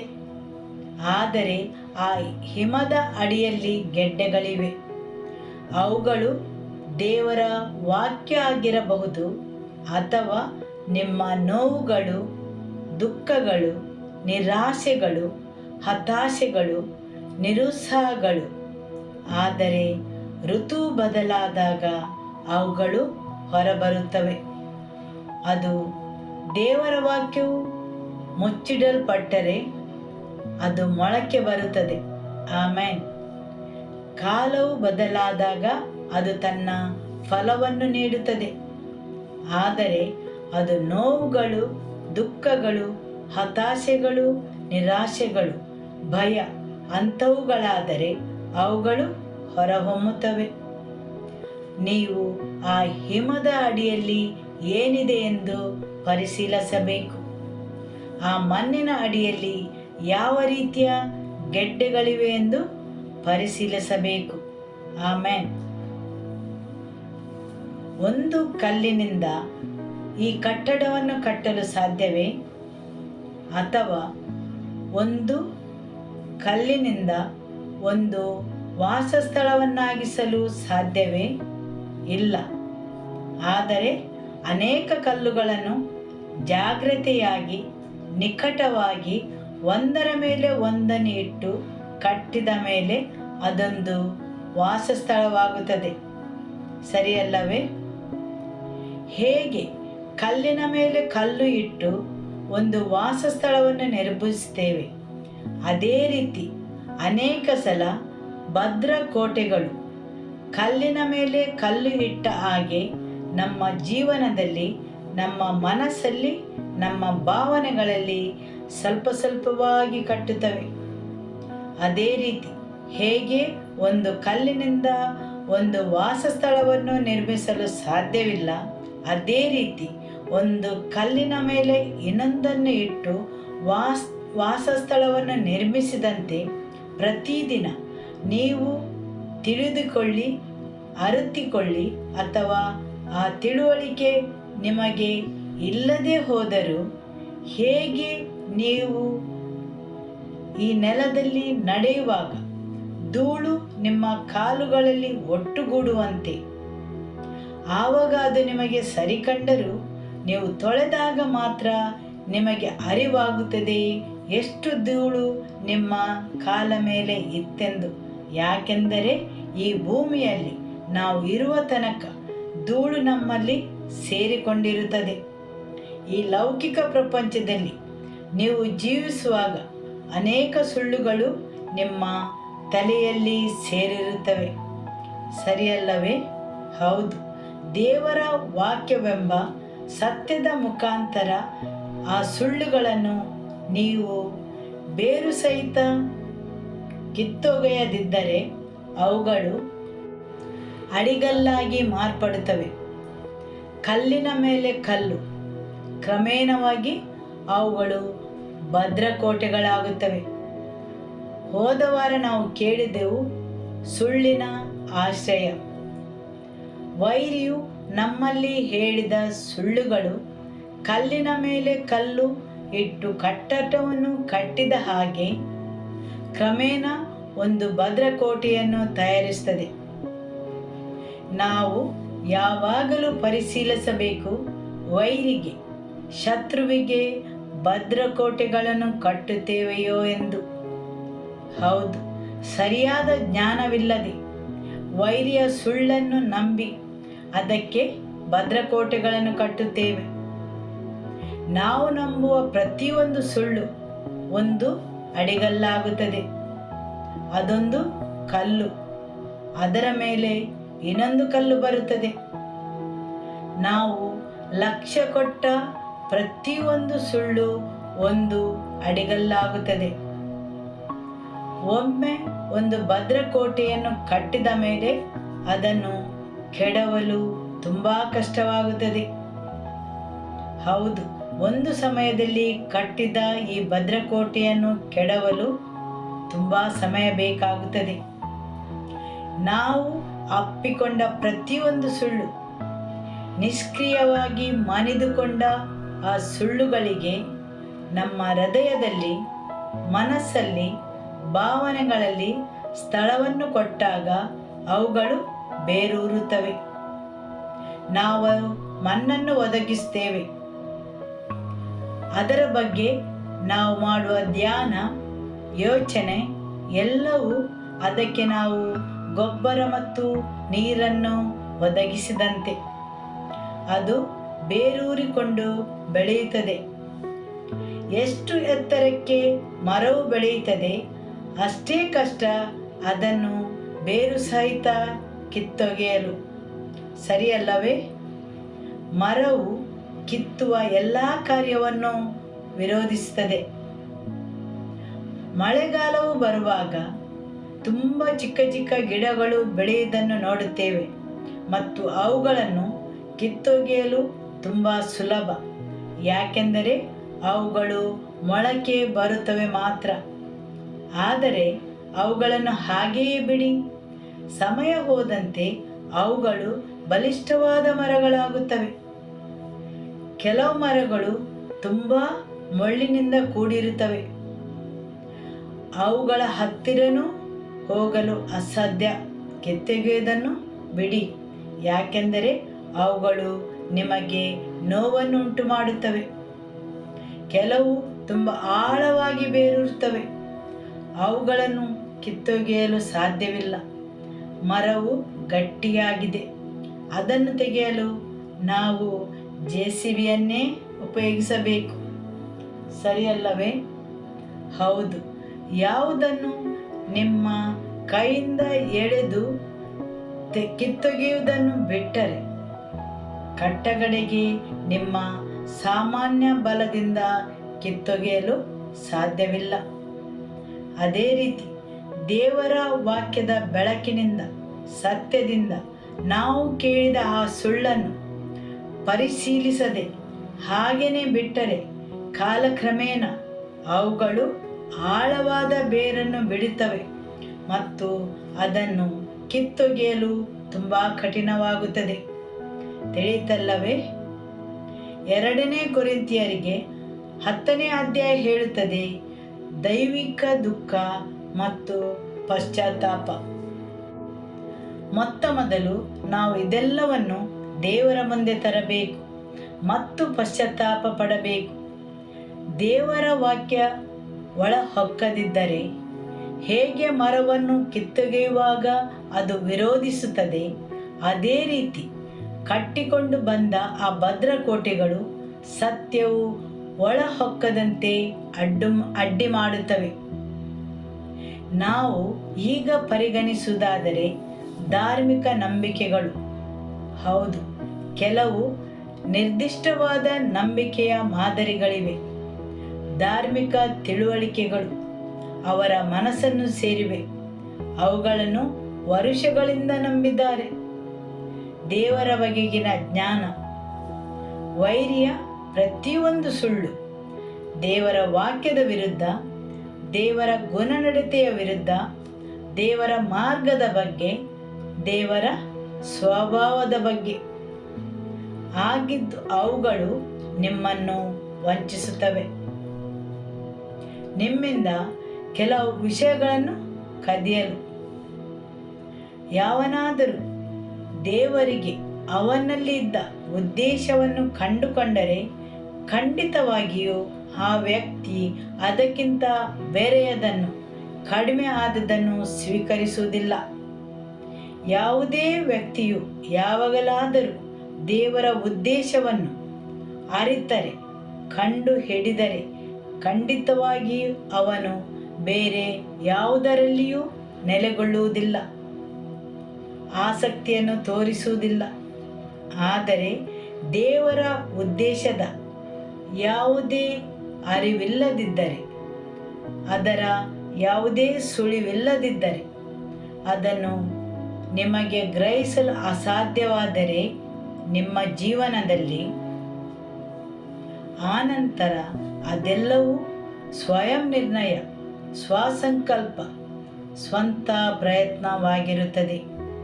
ಮತ್ತು ತುಂಬ ಜನರಲ್ಲಿ ನಂಬಿಕೆ ಅಥವಾ ವಿಶ್ವಾಸವೆಂದರೆ ಸ್ವಯಂ ನಿರ್ಣಯವೆಂಬ ತಪ್ಪು ಕಲ್ಪನೆ ಇದೆ. ವಿಶ್ವಾಸವೆಂದರೆ ಸ್ವಯಂ ನಿರ್ಣಯ ತೆಗೆದುಕೊಳ್ಳುವುದಲ್ಲ. ಹೌದು, ತುಂಬ ಸಲ ಜನರು ಭಾವಿಸ್ತಾರೆ ವಿಶ್ವಾಸವೆಂದರೆ ಸ್ವಯಂ ನಿರ್ಣಯಿಸುವುದು. ಅಲ್ಲ, ವಿಶ್ವಾಸವೆಂದರೆ ನಿಮ್ಮನ್ನೇ ನೀವು ವಿನಮ್ರಗೊಳಿಸಿ ದೇವರ ವಾಕ್ಯವು ನಿಮ್ಮಲ್ಲಿ ಪ್ರವೇಶಿಸುವಂತೆ ಮಾಡಿ, ಆ ವಾಕ್ಯವು ನಿಮ್ಮಲ್ಲಿ ಮಾತಾಡಿ ನಂತರ ನಿಮ್ಮ ಮನಸ್ಸನ್ನು ನವೀಕರಿಸುವುದಾಗಿದೆ. ಅದು ದೇವರ ಇಚ್ಛೆಗೆ ಸರಿಯಾಗಿ. ಆಮೆನ್. ಹೌದು, ಯಾವ ಗಳಿಗೆಯಲ್ಲಿ ದೇವರ ಉದ್ದೇಶವನ್ನು ನೀವು ಕಂಡುಹಿಡಿಯುತ್ತೀರೋ ನಿಮ್ಮ ಹೃದಯವು ಶಾಂತಿಯಿಂದ ತುಂಬುತ್ತದೆ. ಆಮೆನ್. ಬೇರೆ ಯಾವುದರಲ್ಲಿಯೂ ನೀವು ನೆಲೆಗೊಳ್ಳುವುದಿಲ್ಲ. ನೀವು ನಿಮ್ಮದೇ ಆದ ಯೋಜನೆಗಳನ್ನು ಮಾಡುವುದಿಲ್ಲ. ತಿಳಿತಲ್ಲವೇ? ಆಮೆನ್. ನೀವು ನಂಬುವ ಪ್ರತಿಯೊಂದು ಸುಳ್ಳಿನಿಂದ ಸುಳ್ಳುಗಾರನನ್ನು ಸಬಲೀಕರಿಸುತ್ತೀರಿ. ನಿಮ್ಮ ನೆರೆಯವರಲ್ಲಿ ಹೇಳಿ, ನೀವು ನಂಬುವ ಪ್ರತಿಯೊಂದು ಸುಳ್ಳು ಸುಳ್ಳುಗಾರನನ್ನು ಬಲಪಡಿಸುತ್ತದೆ ಮತ್ತು ಆ ಸುಳ್ಳನ್ನು ನೀವು ಹೇಳಿಕೊಳ್ಳುವಾಗ ಸುಳ್ಳುಗಾರನಿಗೆ ಅಧಿಕಾರವನ್ನು ಕೊಡುತ್ತೀರಿ ದೇವರ ಮಗುವಾಗಿ. ಯಾಕೆಂದರೆ ದೇವರು ಬಲ ಮತ್ತು ಅಧಿಕಾರವನ್ನು ನಿಮಗೆ ಕೊಟ್ಟಿದ್ದಾರೆ. ನೀವು ನಂಬುವ ಪ್ರತಿಯೊಂದು ಸುಳ್ಳು ವೈರಿಯನ್ನು ಸಬಲೀಕರಿಸುತ್ತದೆ, ಸುಳ್ಳುಗಾರನನ್ನು ಬಲಪಡಿಸುತ್ತೀರಿ. ಹೌದು, ಯಾವಾಗ ನಾವು ಸುಳ್ಳನ್ನು ನಂಬುತ್ತೇವೆಯೋ ನಾವು ವೈರಿಗೆ ಅಧಿಕಾರವನ್ನು ಕೊಡುತ್ತೇವೆ. ಅವನಲ್ಲಿ ಯಾವುದೇ ಬಲ ಹಾಗೂ ಅಧಿಕಾರವಿಲ್ಲ. ಆದರೆ ನಾವು ಅದನ್ನು ನಮ್ಮ ಬಾಯಲ್ಲಿ ಉಚ್ಚರಿಸಿ ಅವನನ್ನು ಬಲಪಡಿಸುತ್ತೇವೆ. ಆಮೆನ್. ಹೌದು, ಆದುದರಿಂದ ಯೇಸು ಕ್ರಿಸ್ತನಲ್ಲಿ ನಮಗಿದ್ದ ಅಧಿಕಾರವು ಆ ಸುಳ್ಳನ್ನು ಹಿಡಿದಿಟ್ಟುಕೊಳ್ಳಲು ನಾವು ಬಲವನ್ನು ಕೊಡುತ್ತೇವೆ. ಸರಿಯಲ್ಲವೇ? ನಾವು ಧ್ಯಾನ ಮಾಡುವವೆಲ್ಲವೂ, ಕಲ್ಪಿಸಿಕೊಳ್ಳುವುದೆಲ್ಲವೂ ನಾವು ಅಧಿಕಾರವನ್ನು ಕೊಡುತ್ತೇವೆ. ಯಾಕೆಂದರೆ ದೇವರ ವಾಕ್ಯವು ಹೇಳುತ್ತದೆ, ನಾವು ಬೇಡುವುದಕ್ಕಿಂತಲೂ ಯೋಚಿಸುವುದಕ್ಕಿಂತಲೂ ಅತ್ಯಧಿಕವಾದದನ್ನು ಮಾಡಲು ಶಕ್ತನಾದ ದೇವರು. ಹೌದು, ನಾವೊಂದು ಸುಳ್ಳನ್ನು ಕಲ್ಪಿಸಿಕೊಳ್ಳುತ್ತೇವೆ, ಅದರ ಬಗ್ಗೆ ಯೋಚಿಸುತ್ತೇವೆ, ನಾವು ಅದಕ್ಕೆ ಅಧಿಕಾರವನ್ನು ಬಲವನ್ನು ಕೊಡುತ್ತೇವೆ.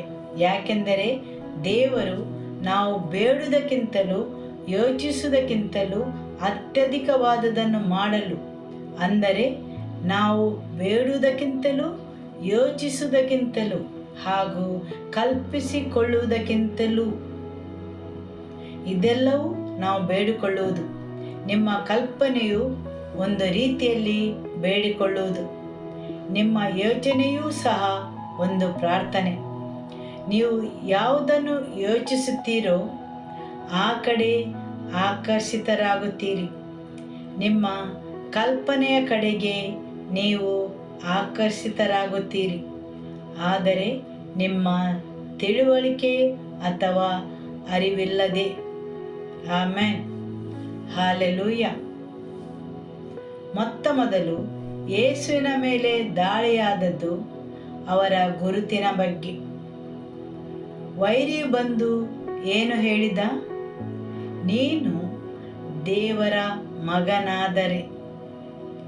ಆದುದರಿಂದ ಯಾವಾಗಲೂ ಮೊದಲ ದಾಳಿಯು ನಡೆಯುವುದು ನಿಮ್ಮ ಗುರುತಿನ ಬಗ್ಗೆ. ನೀನು ಯಾರು ಆಗಿದ್ದಿ? ಹೌದು, ಯೇಸುವಿನಲ್ಲಿ ಸಹ ನಡೆದ ಮೊದಲ ದಾಳಿ ಅವರ ಗುರುತಿನ ಬಗ್ಗೆ. ವೈರಿಯು ಬಂದು ಕೇಳುತ್ತಾನೆ, ನೀನು ದೇವರ ಮಗನಾದರೆ. ವೈರಿಯ ಮೊದಲ ದಾಳಿ ನಿಮ್ಮ ಮೇಲೆ. ನೀನು ಯೇಸುವಿನಲ್ಲಿ ಯಾರು ಆಗಿದ್ದಿ? ನಿನ್ನ ಅಧಿಕಾರವೇನು? ನಿನ್ನ ಸ್ಥಾನಮಾನವೇನು? ಆಮೇನ್. ಹೌದು, ವೈರಿ ನಿಮ್ಮಲ್ಲಿ ಹಾಕುವ ಮೊದಲ ಸುಳ್ಳು ಏನೆಂದರೆ ನಿಮ್ಮ ಗುರುತಿನ ಬಗ್ಗೆ ಪ್ರಶ್ನೆ ಕೇಳುವುದು. ಹಾಲೆಲೂಯ. ಆದಿಕಾಂಡ ಅಧ್ಯಾಯ 37 ವಾಕ್ಯ 24. ಅವನನ್ನು ಹಿಡಿದು ಆ ಗುಂಡಿಯೊಳಗೆ ಹಾಕಿದರು. ಆ ಗುಂಡಿ ನೀರಿಲ್ಲದೆ ಬರಿದಾಗಿತ್ತು. ಹೌದು, ಇದು ಯೋಸೇಫನ ಬಗ್ಗೆ ಬರೆದದ್ದಾಗಿದೆ. ಅವನ ಸಹೋದರರು ಅವನನ್ನು ಗುಂಡಿಯೊಳಗೆ ಹಾಕಿದರು, ಸರಿಯಲ್ಲವೇ? ಆದರೆ ದೇವರು ನಿಮ್ಮನ್ನು ತನ್ನ ಹಿಡಿತದಲ್ಲಿಟ್ಟುಕೊಂಡರೆ ಜನರು ಯಾವುದೇ ಸಂದರ್ಭದ ಗುಂಡಿಗಳಲ್ಲಿ ನಿಮ್ಮನ್ನು ಹಾಕಿರಬಹುದು, ಆದರೆ ನೀವು ನಿಮ್ಮ ನಿರ್ದಿಷ್ಟ ಗುರಿಯನ್ನು ತಲುಪುತ್ತೀರಿ. ಆಮೇನ್. ಧರ್ಮೋಪದೇಶ ಕಾಂಡ ಅಧ್ಯಾಯ 8 ವಾಕ್ಯ 15. ಆತನು ಐಗುಪ್ತ ದೇಶದಲ್ಲಿ ದಾಸರಾಗಿದ್ದ ನಿಮ್ಮನ್ನು ಬಿಡುಗಡೆ ಮಾಡಿ ವಿಷಸರ್ಪಗಳು ಮತ್ತು ಚೇಳುಗಳು ಇದ್ದ ಆ ಘೋರವಾದ ಮಹಾ ಅರಣ್ಯವನ್ನು, ನೀರು ಬತ್ತಿ ಹೋದ ಭೂಮಿಗಳನ್ನು ದಾಟಿಸಿದ್ದನ್ನು ಮತ್ತು ಗಟ್ಟಿಯಾದ ಬಂಡೆಯೊಳಗಿಂದ ನೀರು ಹೊರಡಿಸಿದ್ದನ್ನು ಮರೆಯಬೇಡಿರಿ. ಹೌದು, ದೇವರ ವಾಕ್ಯವು ಹೇಳುತ್ತದೆ, ದೇವರು ನಿಮ್ಮನ್ನು ಎಲ್ಲಿಗೆ ಮುನ್ನಡೆಸಿಕೊಂಡು ಹೋದರು? ಘೋರವಾದ ಮಹಾ ಅರಣ್ಯಕ್ಕೆ. ಹೌದು, ವಿಷಸರ್ಪಗಳು ಮತ್ತು ಚೇಳುಗಳು ಇದ್ದ ಪ್ರದೇಶ. ಇದು ವನನೆಲ, ಮರುಭೂಮಿಯಾಗಿತ್ತು. ಹೌದು, ಈ ನಿಮ್ಮ ಜೀವನದ ಪಯಣದಲ್ಲಿ ದೇವರು ನಿಮ್ಮನ್ನು ಕೆಲವು ವನ ಪರಿಸ್ಥಿತಿಯಲ್ಲಿ ಕರೆದುಕೊಂಡು ಹೋಗುತ್ತಾರೆ. ನಿಮ್ಮ ಸುತ್ತಲೂ ವಿಷಸರ್ಪಗಳನ್ನು, ಚೇಳುಗಳನ್ನು ನೋಡುವಂತಹ ಸ್ಥಳಗಳು ಮತ್ತು ಪ್ರತಿಯೊಂದು ಒಣಗಿದ ಸ್ಥಳ. ಹೌದು, ದೇವರ ವಾಕ್ಯ ಮುಂದುವರಿಸಿ ಹೇಳುತ್ತದೆ, ಆ ಪ್ರದೇಶದಲ್ಲಿ ನೀರನ್ನು ಒದಗಿಸಿಕೊಟ್ಟರು. ಗಟ್ಟಿಯಾದ ಬಂಡೆಯೊಳಗಿಂದ ನೀರು ಹೊರಡಿಸಿದ್ದನ್ನು ಮರೆಯಬೇಡಿರಿ. ಹೌದು, ನಿಮಗೋಸ್ಕರ ಗಟ್ಟಿಯಾದ ಬಂಡೆಯೊಳಗಿಂದ ನೀರನ್ನು ಒದಗಿಸಿದರು. ನೀವು ಕೆಲವು ವನ ಹಾಗೂ ನಿರ್ಜನ ಪರಿಸ್ಥಿತಿಯಲ್ಲಿ ಹಾದು ಹೋಗುವಾಗ ನಿಮ್ಮ ಪರವಾಗಿ ದೇವರು ಆ ವನ ಪರಿಸ್ಥಿತಿಯಲ್ಲಿ ಮಾಡುವ ಕಾರ್ಯಗಳು. ಹೌದು, ನೀರು ಗಟ್ಟಿಯಾದ ಬಂಡೆಯೊಳಗಿಂದ ಹತಾಶೆಯ ಪರಿಸ್ಥಿತಿಯಲ್ಲಿ ನೀರನ್ನು ಹರಿಸುತ್ತಾರೆ. ಒಂದು ಕಠಿಣವಾದ ಬಂಡೆಯಿಂದ ನೀರನ್ನು ಹರಿಸುತ್ತಾರೆ. ಹೌದು, ದೇವರ ಕಾರ್ಯವನ್ನು ನೀವು ತುಂಬ ಅಸಾಧ್ಯವಾದ ವನ ಪ್ರದೇಶದಲ್ಲಿ ನೋಡಬಹುದು. ಆವಾಗ ನಿಮ್ಮ ಬೇರುಗಳು ದೇವರಲ್ಲಿ ಆಳವಾಗಿ ಬೇರಿರುತ್ತವೆ. ನೀವು ದೇವರ ಇನ್ನೊಂದು ರೂಪವನ್ನು ನೋಡುತ್ತೀರಿ. ಅವರನ್ನು ಎದುರುಗೊಂಡು ಇನ್ನೊಂದು ಆಯಾಮಕ್ಕೆ ಮುಂದುವರಿಯುತ್ತೀರಿ. ಹಾಲೆಲೂಯ. ಯಾವಾಗ ಅವರು ನಿಮ್ಮನ್ನು ಆ ಘೋರವಾದ ಪರಿಸ್ಥಿತಿಯಲ್ಲಿ ಮುನ್ನಡೆಸುವಾಗ ಅಲ್ಲಿ ವಿಷಸರ್ಪಗಳು, ಚೇಳುಗಳ ಮಧ್ಯೆ ಅವರು ನಿಮಗೋಸ್ಕರ ಗಟ್ಟಿಯಾದ ಬಂಡೆಯಿಂದ ನೀರನ್ನು ಹರಿಸುತ್ತಾರೆ. ದೇವರು ಮರೆಮಾಡಿಟ್ಟ ಕಾರ್ಯಗಳು, ಕೆಲವು ಆಶ್ಚರ್ಯಗಳನ್ನು ಅವರು ಆ ವನ ನೆಲದಲ್ಲಿ, ಆ ವನ ಪರಿಸ್ಥಿತಿಯಲ್ಲಿ ನೋಡಲು ಸಂಗ್ರಹಿಸಿ ಇಟ್ಟಿದ್ದಾರೆ. ಹೌದು, ಕೆಲವು ಗಟ್ಟಿ ಬಂಡೆಗಳು, ನೀರನ್ನು ಹರಿಸುವಂಥವುಗಳು ನಿಮಗೋಸ್ಕರ. ನಿಮ್ಮ ನೆರೆಯವರಲ್ಲಿ ಹೇಳಿ, ಕೆಲವು ಗಟ್ಟಿ ಬಂಡೆಗಳು ನಿಮಗೋಸ್ಕರ ನೀರನ್ನು ಹರಿಸುತ್ತವೆ. ಆಮೇನ್. ನಿಮ್ಮ ಸ್ಥಿತಿಯು ವನ ಹಾಗೂ ಹತಾಶೆಯಿಂದ ತುಂಬಿರಬಹುದು. ಅಂತಹ ಪರಿಸ್ಥಿತಿಯಲ್ಲಿ ಆ ಗಟ್ಟಿಯಾದ ಬಂಡೆಯಿಂದ ನಿಮಗೋಸ್ಕರ ನೀರು ಹರಿಯುತ್ತದೆ. ಆಮೇನ್. ಹಾಲೆಲೂಯ. ಜೆರೆಮಿಯ ಅಧ್ಯಾಯ 2 ವಾಕ್ಯ 6 ಮತ್ತು 7.